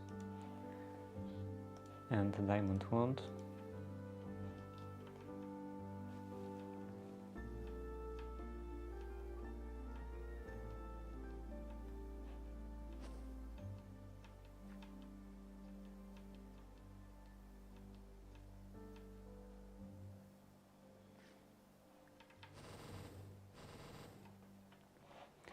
Okay, so everything in here should be the same height. 1, 2, 3, 4, 5, and then out.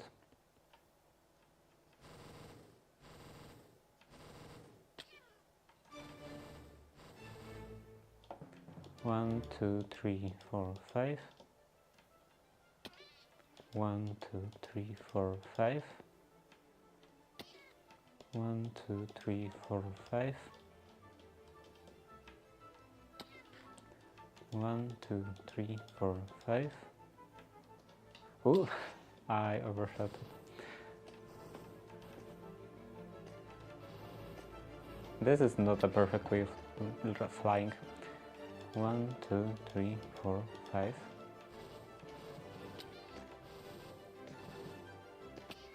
1, 2, 3, 4, 5. And in here I have to actually continue with the holes. Do I want windows all the way around? Yeah, I probably do.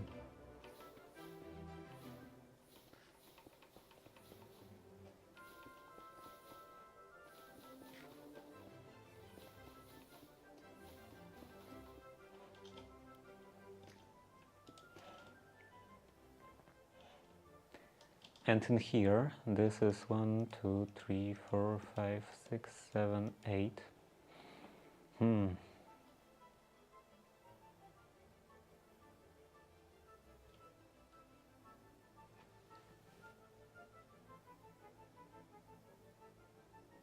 I'm not sure about that. Like, let's say 1, 2, 3. And from this side, 1, 2, 3, this ends up being without anything in between.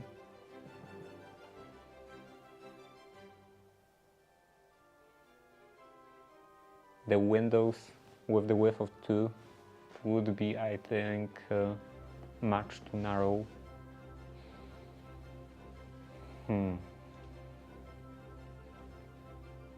Maybe I should just leave this with 6.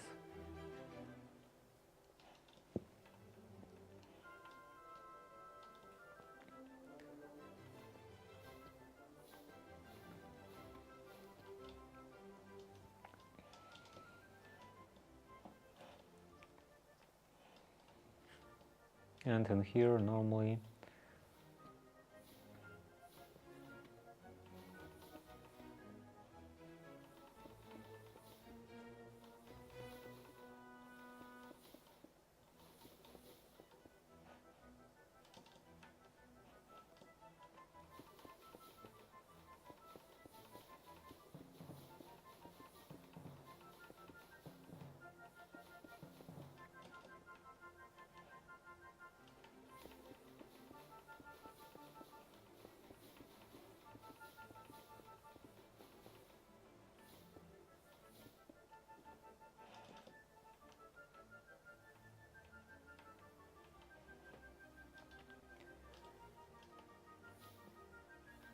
one, two, 1, 2.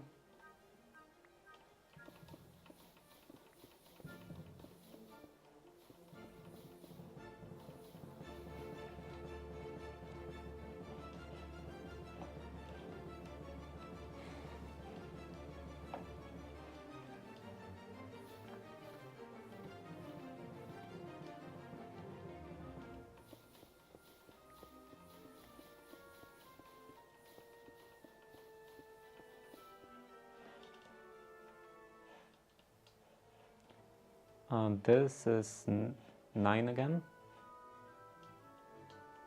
1, 2, 3. 1, 2, 3.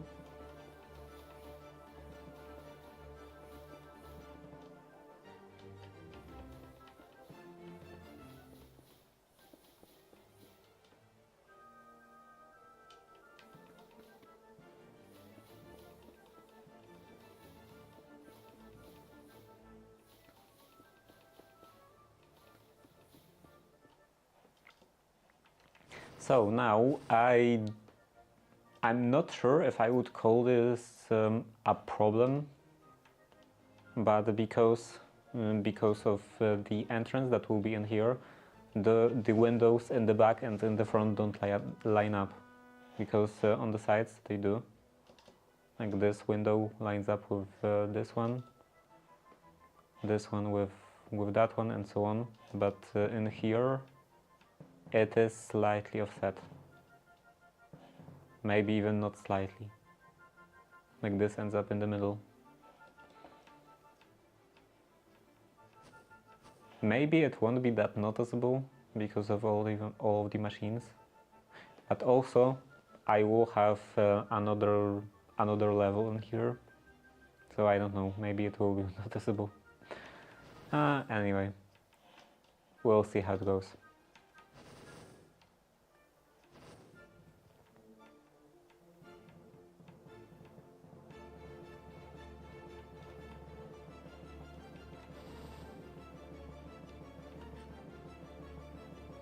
And in here, I hope nothing gonna end up on the belt.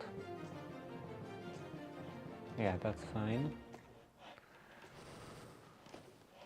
And again in here, 1, 2, 3, 4, 5.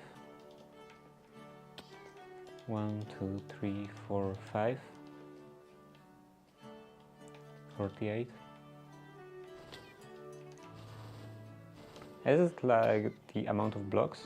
How many blocks are those? 1, 2, 3, 4, 5, 6. So now it's at 48. Now it's at 43. Yeah? Wait.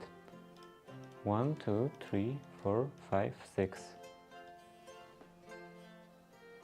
Okay, maybe it's because of my my charm. Yeah, 13.7 chance not to lose durability. So I think it is like how many blocks you're placing. And that was just one layer, right? So 2, 3, 4, 5.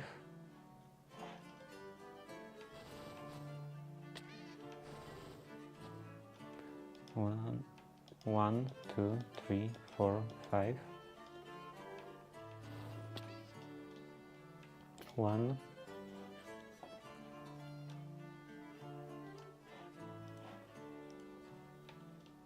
Was that a full layer? Yeah. 1, 2, 3, 4, 5. 1, 2, 3, 4, 5. 1, 2, 3, 4, 5. 1, 2, 3, 4, 5. 1, 2, 3, 4, 5. And last section, 1, 2, 3, 4, 5. Okay, now the blocks in here. 1 in here. And that will be a lot of jumping.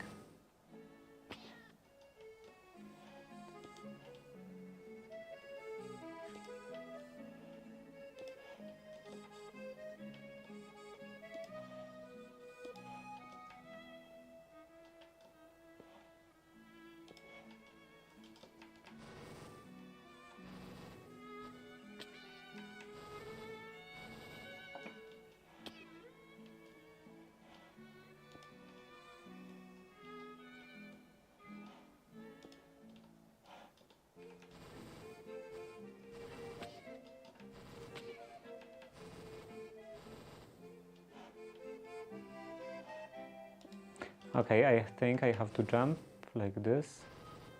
And I forgot about the block in here.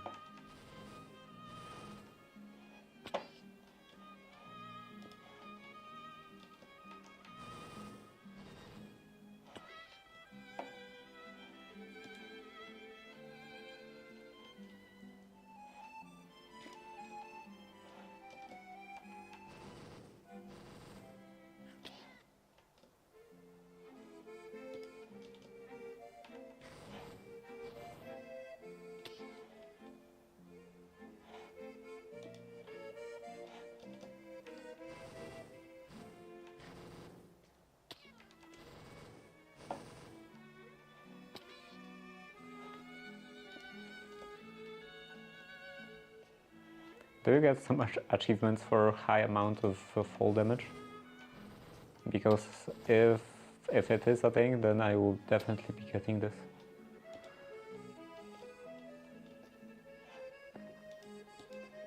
Maybe it's in here. Oh, if it exists. Jaffa Factory.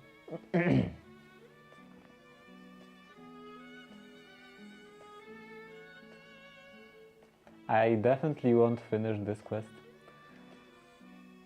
Coins. Yeah, I don't think there is anything about falling.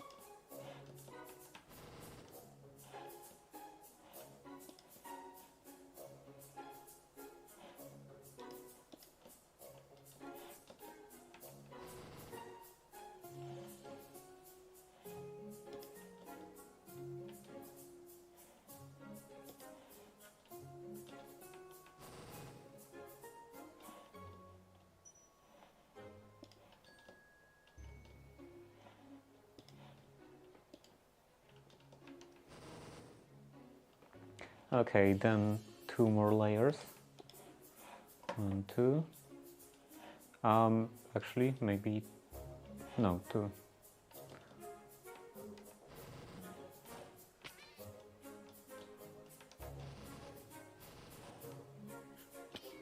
One, two. 1, 2. 1, 2. 1, 2. 1, 2. 1, 2. 1, 2. 1, 2. This one I think is wider. 1, 2.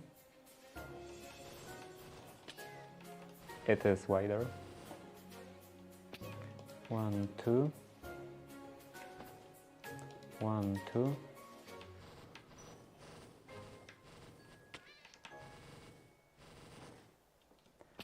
One. Okay, I ran out of bricks.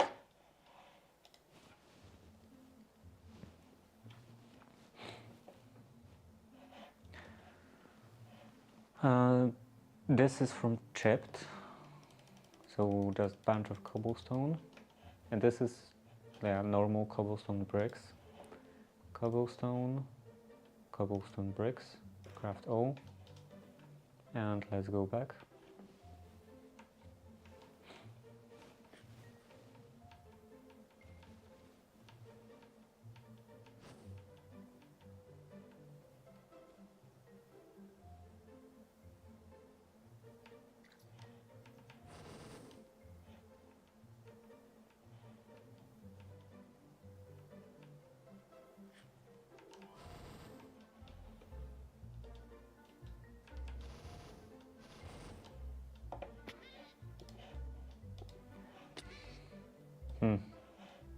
Oh, so you can break this. You can break the gravel bricks after all.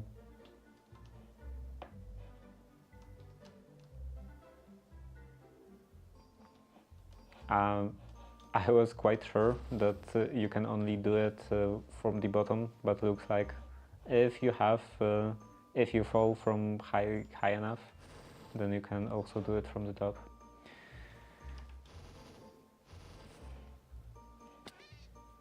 Okay, one more, and in here, 1, 2, 1, 2, 1, 2, 1, 2, and that's it. Now block in here, block in here. I'm not sure about that. maybe I will shape those windows actually differently. Block in here, block in here.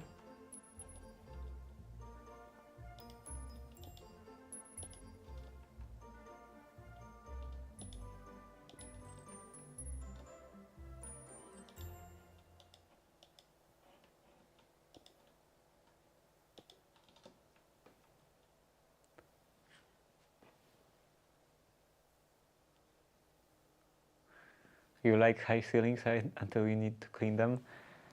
You can just not clean the ceiling.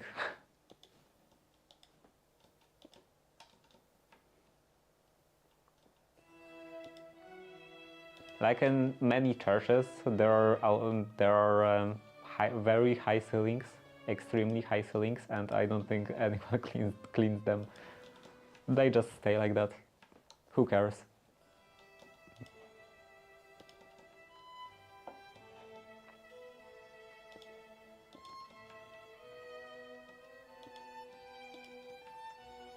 And also ceilings typically don't get that dirty because, you know, gravity typically works down.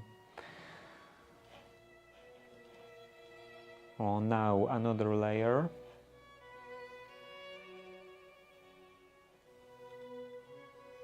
And yeah, with those windows, those narrower windows, I think I will break this and this.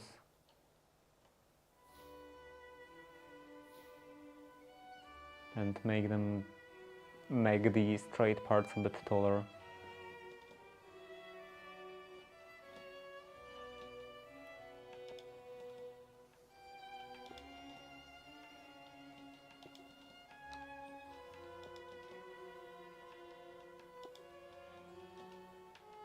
Also, this is a factory.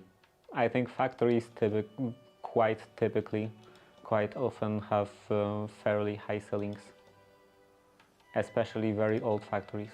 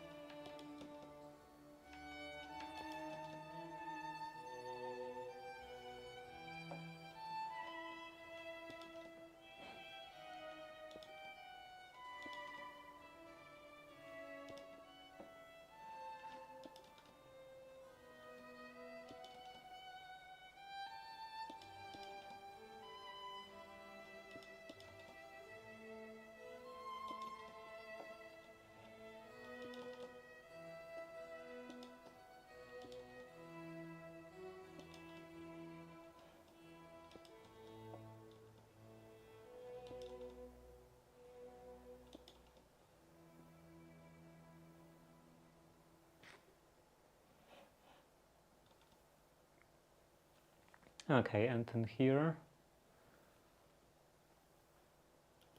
I want to break those two blocks, not this.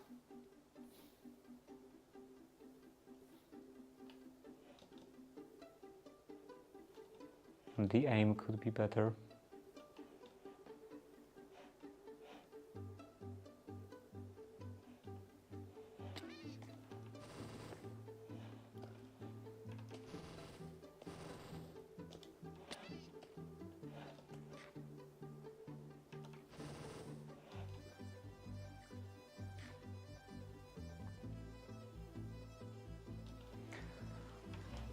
Okay, and I think I want one more layer.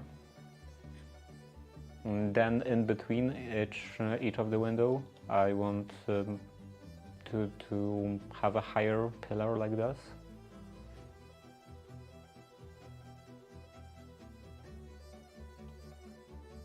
Maybe of normal stone bricks, because wall, I don't think there are like cobblestone brick walls.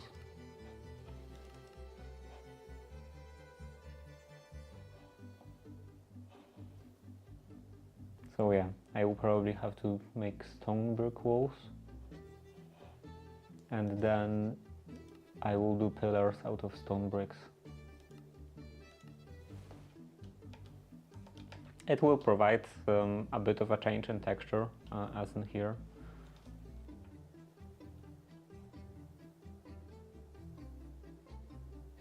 Though it will be lighter, I believe. So I'm not sure how that will look. But anyway, I want one more layer.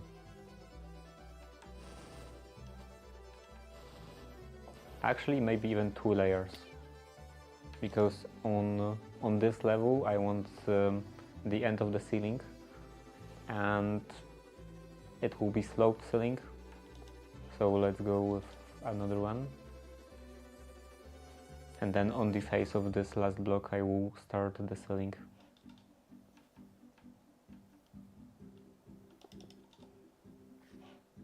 Or the roof, I meant the roof. I was thinking about ceilings. Talking about ceilings.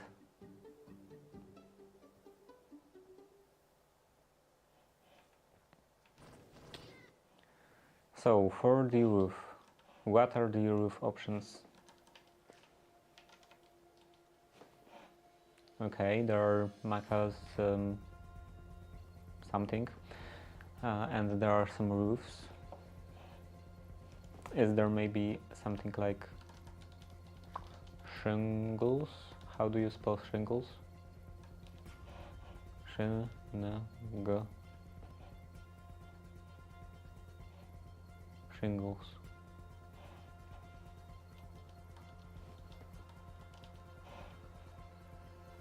There is this domum ornamentum, architect's cutter. What is architect's cutter? Oak plank shingles, clay shingles.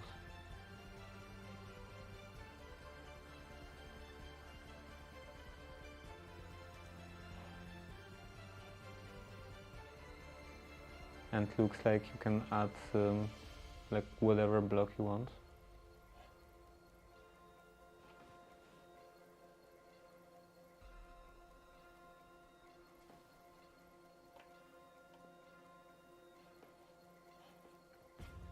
Architect's cutter. Let's add that to the list.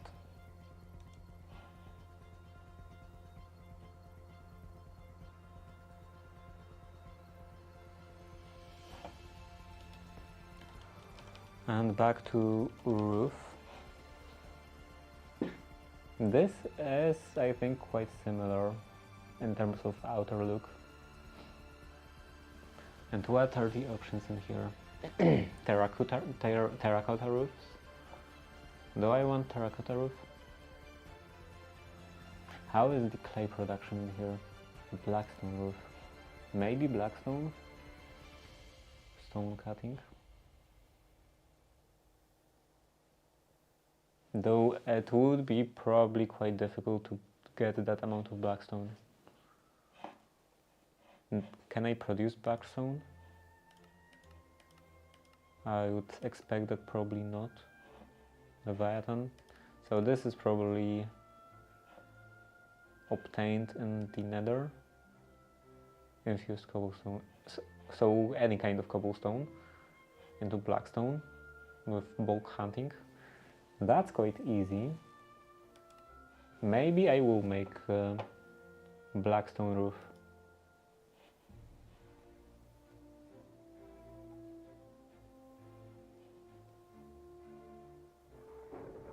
Enchanted. Blue enchanted planks. Blue enchanted planks.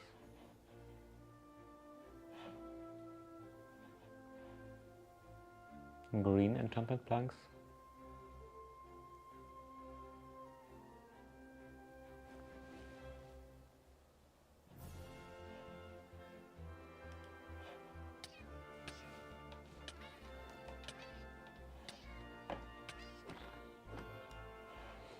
Okay, so I'm not I'm not completely sure how the blackstone would look like, but let's try it out.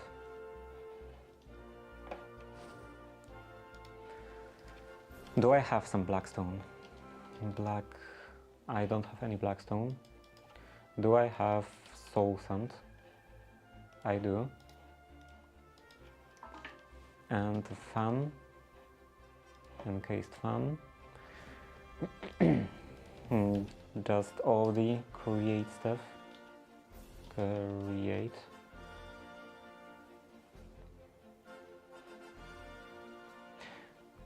Are there maybe Starbanco wheel?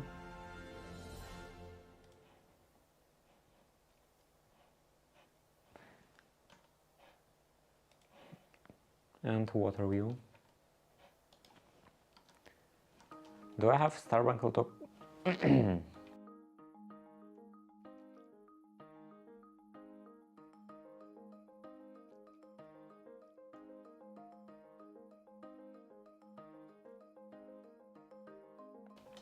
Okay, do I have Starbanco tokens?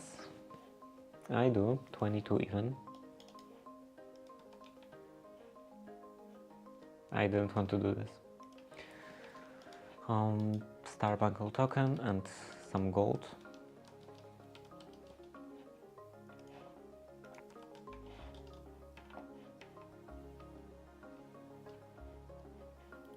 I assume this doesn't require any source.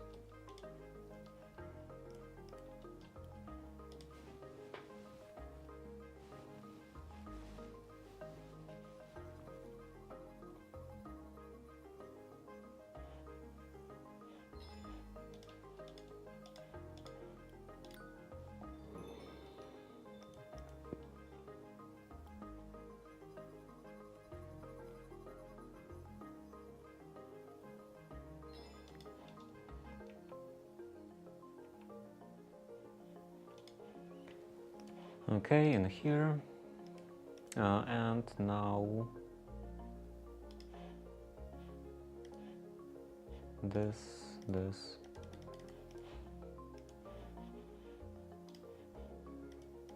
water wheel, couple water wheels, and this, 2 Starbanco wheels,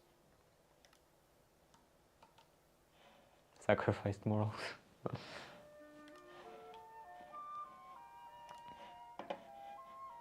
I'm enslaving Starbancos.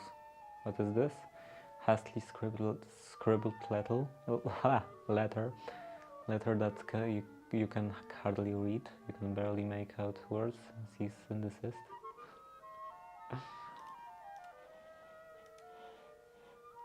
Ars Nouveau. Where is the Starbanco? Here. Okay, this is just a normal paper, right? Yeah. Trash.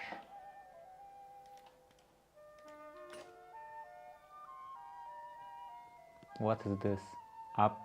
Aptgala head? Worm? Cataclysm? What is this? Is this a tool maybe? Slot head?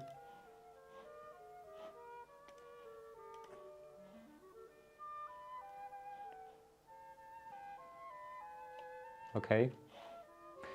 What was the other one? Worm?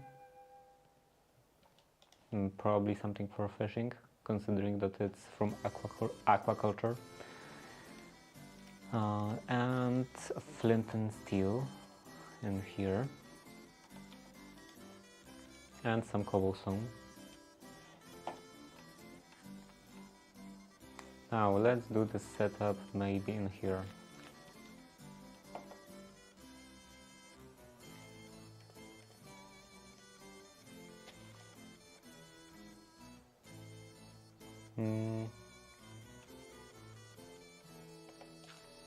Here. Soul sand. Encased fan. Not this way.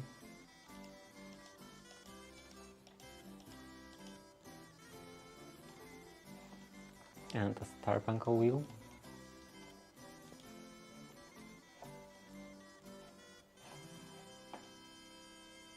This is the correct direction. Some fire and some cobblestone.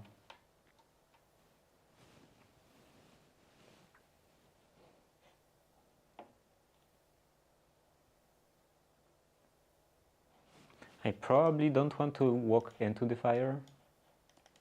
Oh, this doesn't work.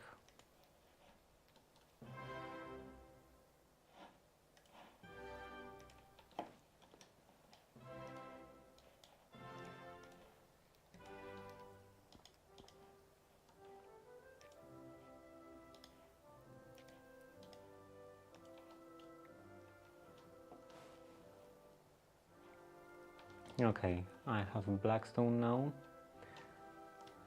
and the roof I should be able to do in here.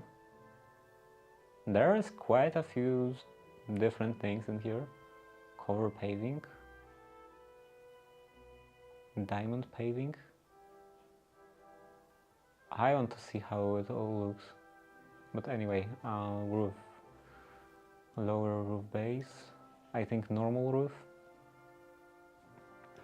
normal 45-degree angle, polished wall, vertical slabs. Okay, couple of those roofs,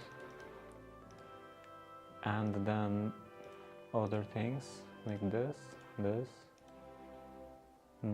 What else? This maybe? Bridge support. How does it all look?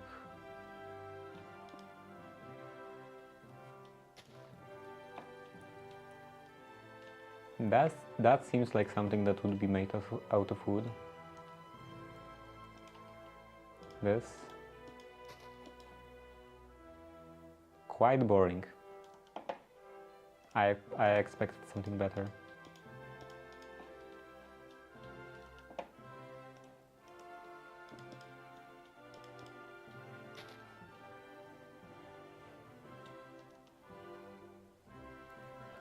Okay, the roof. Let's try it in here.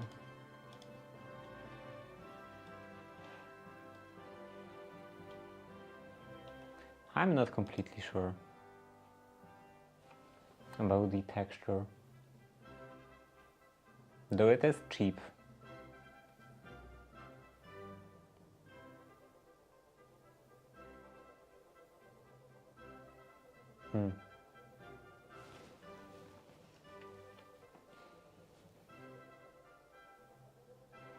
And also now I'm thinking about it a bit more, and it should probably be offset one more from the wall. But maybe I will actually do it, start it at the same block, and then just go down one.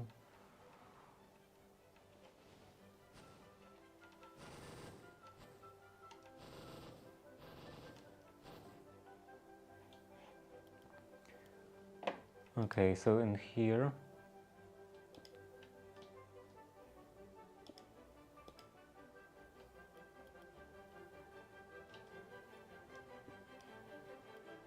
that one is gone.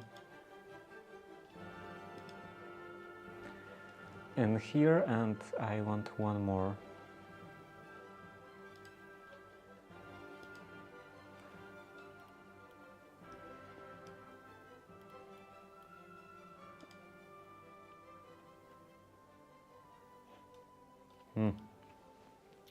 Maybe with a dirt.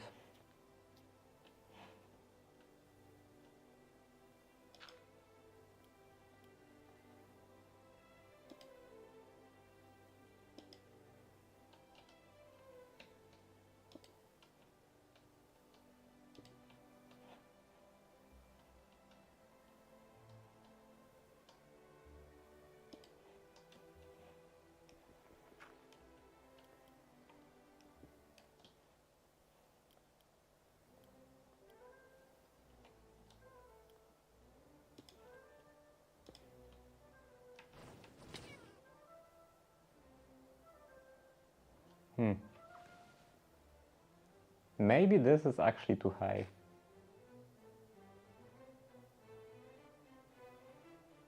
Maybe it should go down level with the top of the window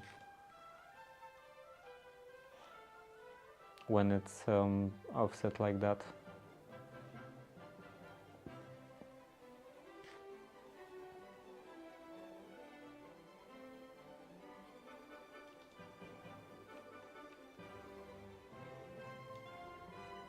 Also, I'm still not sure about the color. The black stone is quite black. And I don't know if I wouldn't want something lighter. Something more gray.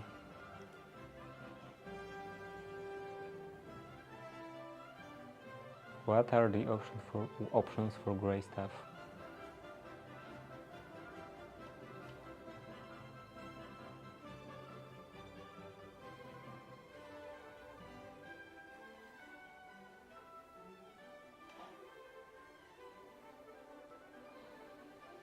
I assume some kind of gray stone wouldn't have gray in the name, so I can't just put gray in here.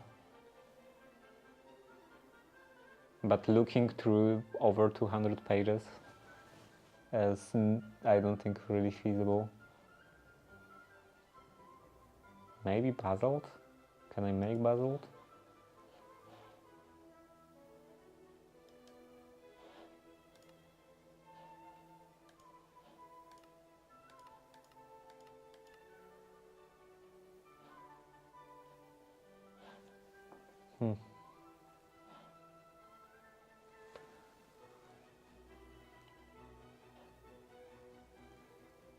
Maybe andesite?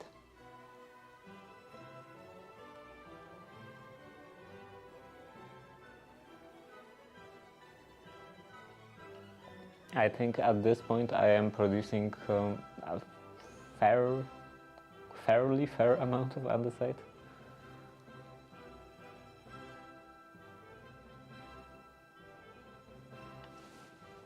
Maybe I will think about it later and just take care of the wall, like continue this pillar, and also think about the glass in here.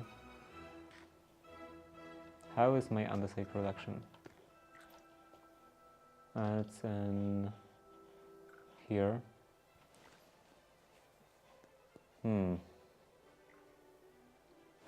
This requires quartz and cobblestone. Cobblestone I have pretty much unlimited amount. And quartz, how about quartz production? This is backed up.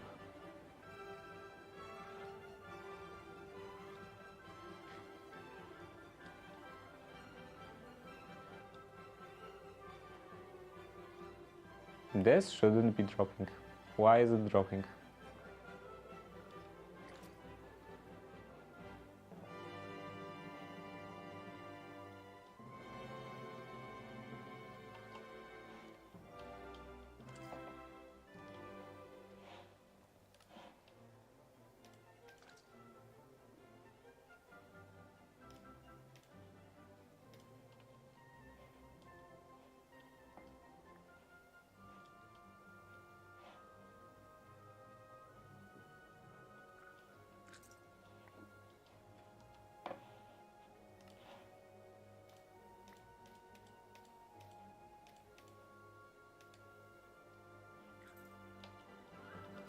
I'm not sure how that works. Like maybe when it changes to the other item, so changes from sand to soul sand, maybe it drops in world for like a minute, like I don't know, split second, and then because the belts are too fast, it like replaces the spot, and it doesn't have anywhere to go. But now it doesn't seem to be the case. It doesn't have to be it doesn't seem to be the problem. So I have no idea what's happening in here. But anyway, quartz. I have a lot of quartz, and this is backed up, so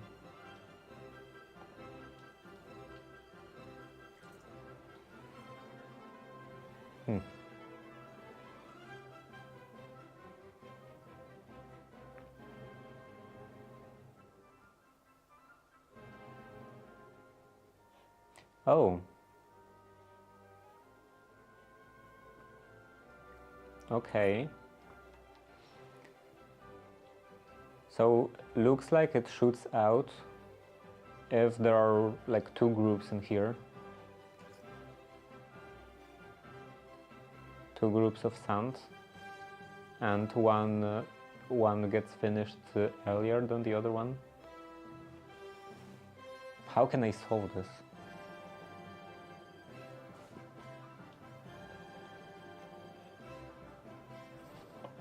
Maybe it will just have to be slower, like just the bells themselves. Actually, not even just the bells themselves, because in here the speed of the fan doesn't matter. I believe doesn't matter for the processing. Where is the fan? Encased fan.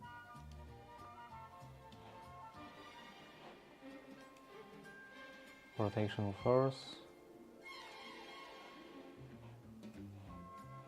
Passing through lava, becomes heated.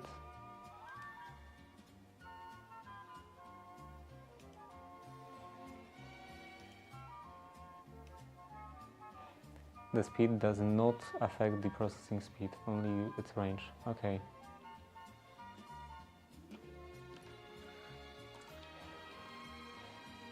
So this entire setup could be slower. Maybe that would solve the problem.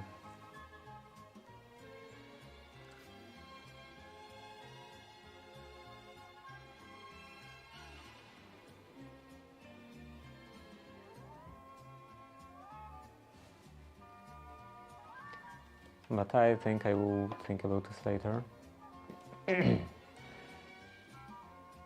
And for now,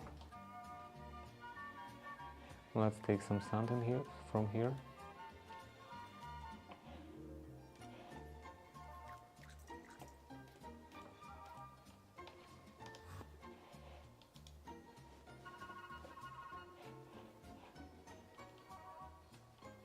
And I want to smelt it. And then the entire glass blower setup. Glass blower.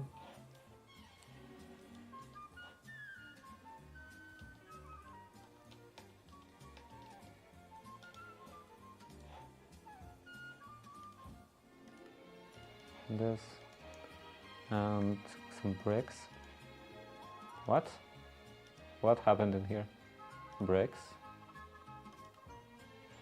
Ah?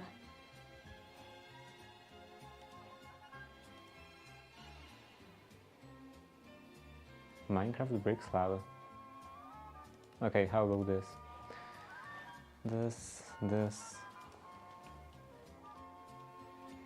And it can stay in here.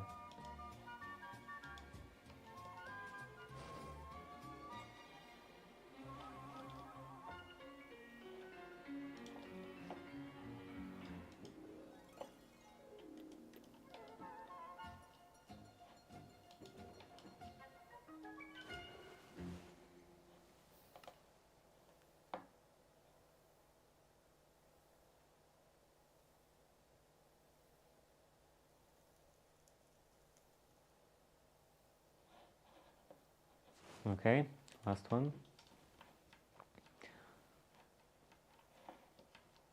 And what are the options in here? Okay, it doesn't stain the glass. I will have to stain it separately. Glass.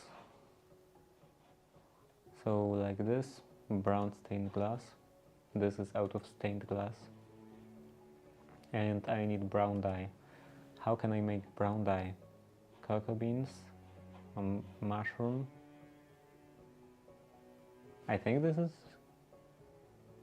yeah, mushroom. And apparently mushrooms produce pales.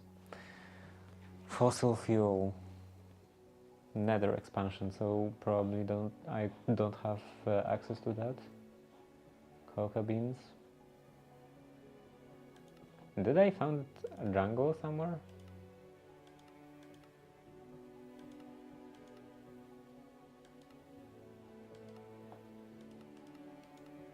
Actually, mystical brown mushroom. Do I have this?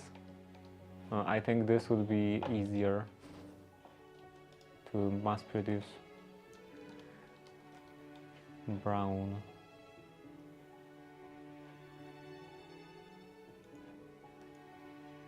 This brown flour.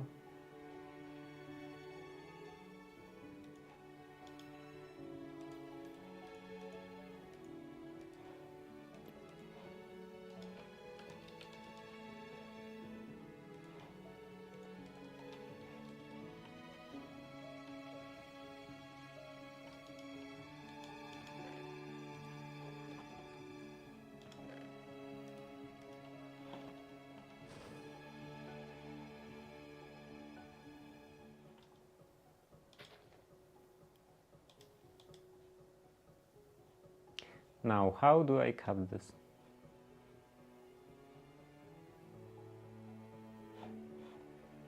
With hands? Toe?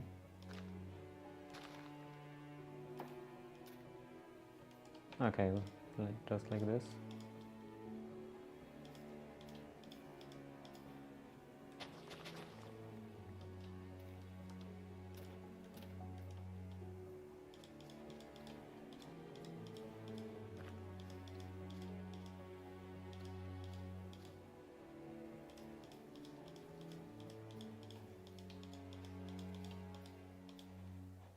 I could probably do some fairly easily, do some automated setup, but I don't think it's worth it.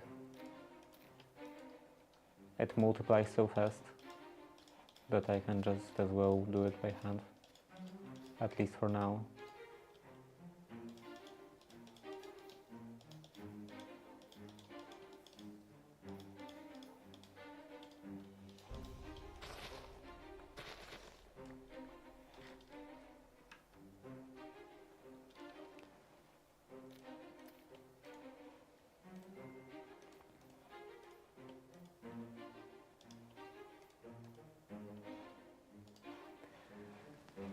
And then brown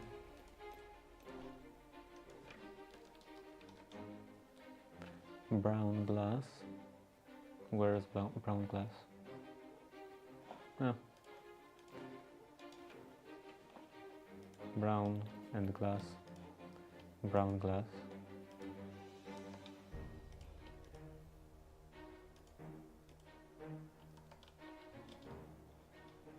And now in here. Now another question. If I do this, glass, if I make one of those, can I make glass pane version? No.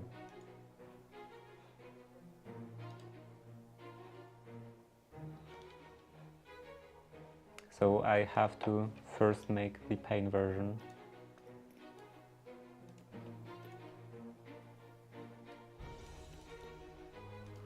First the pane version and then turn it in here.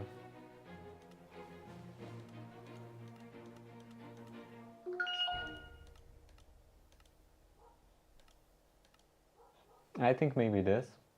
This also looks nice, but I think it's a bit, like the color is a bit too intense. Or maybe this. Which one is this? Arched brown stained glass pane pillar.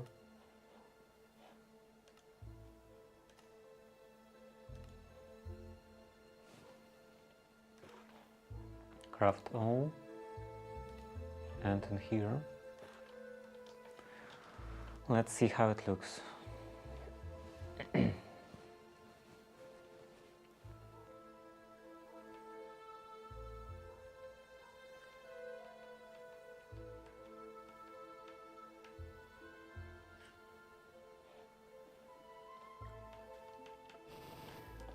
So I think I will try out a couple different versions, couple different combinations.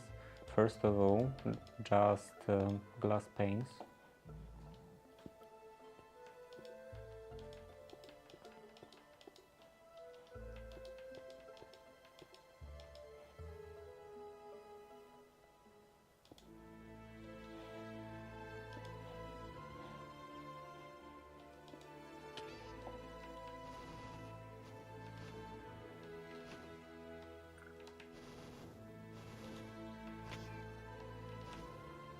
This will be painful, very painful. Okay, done. So that's one. Actually, you can't even see the arched. You can maybe kind of make it out. Okay, the next option is glass pane on the sides.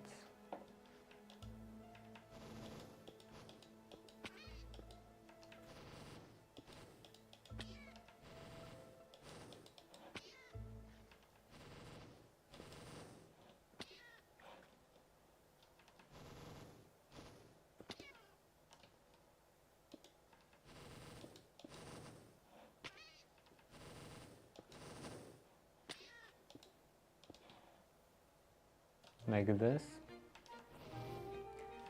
and then in the middle, 1, 2, 3, 3 blocks of solid glass.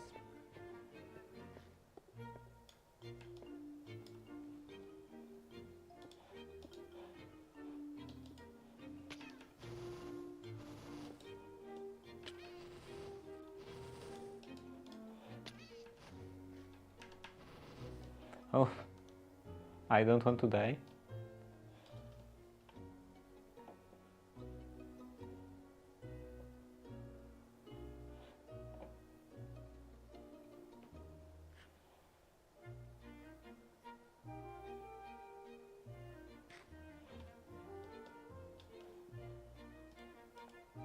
Does this provide saturation?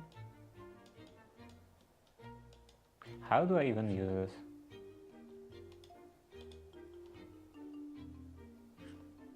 I don't think I know how to use this. Anyway.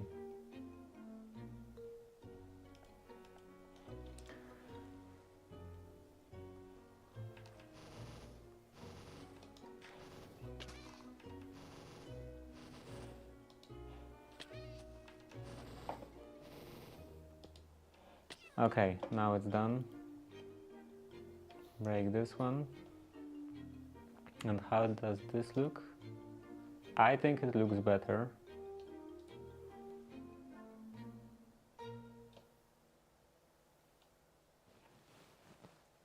And I don't think I will try to do just one solid glass block in the middle.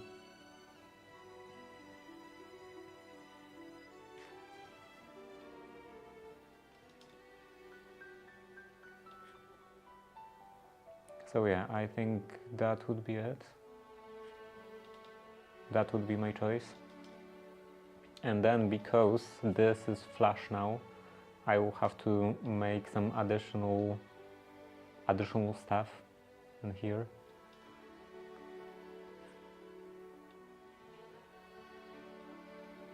Add something.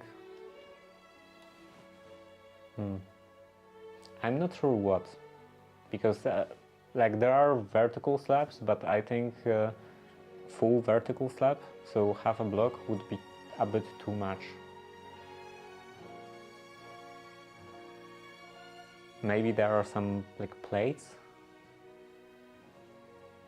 but also that I probably wouldn't be able to get in and that that kind of texture. Anyway, it's past 7 p.m. so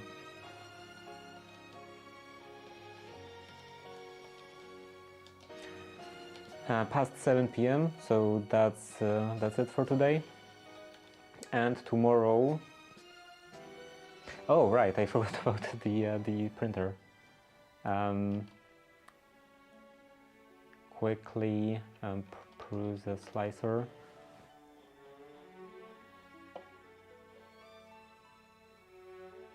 Can I do some like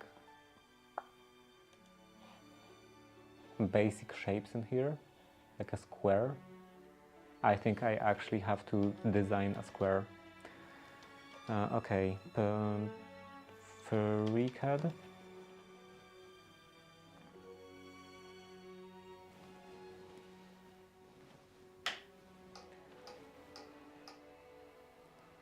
Part design, new.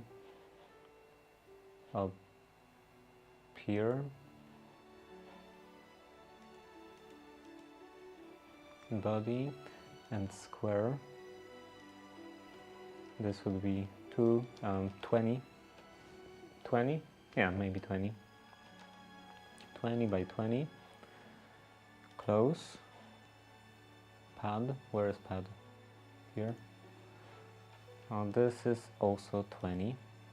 Okay. Now this body. Export.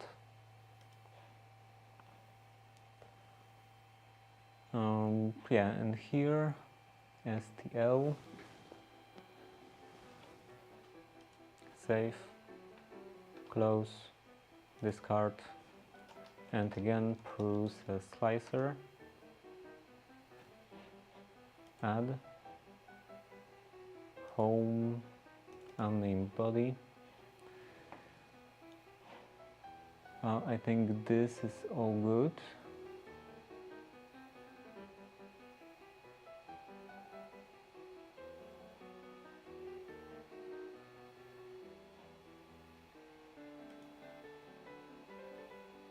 Let's change to normal. What is the difference between normal and normal speed? Maybe it's meant to be normal with added speed? Anyway, let's try this. And slice now. Send to 3D printer.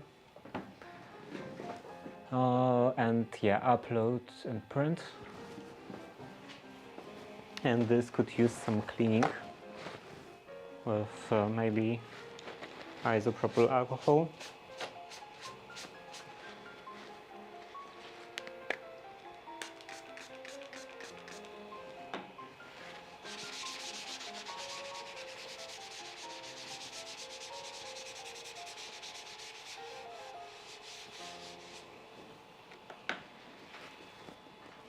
Okay, so now that's it for today, and tomorrow I will do, I don't know, maybe I will just continue with knitting, or maybe I will think about something else. Like I already thought about something else, but then I forgot what it was. So yeah, if I won't remember that, then it will be just knitting again. And yeah, thank you for watching. See you tomorrow. Bye.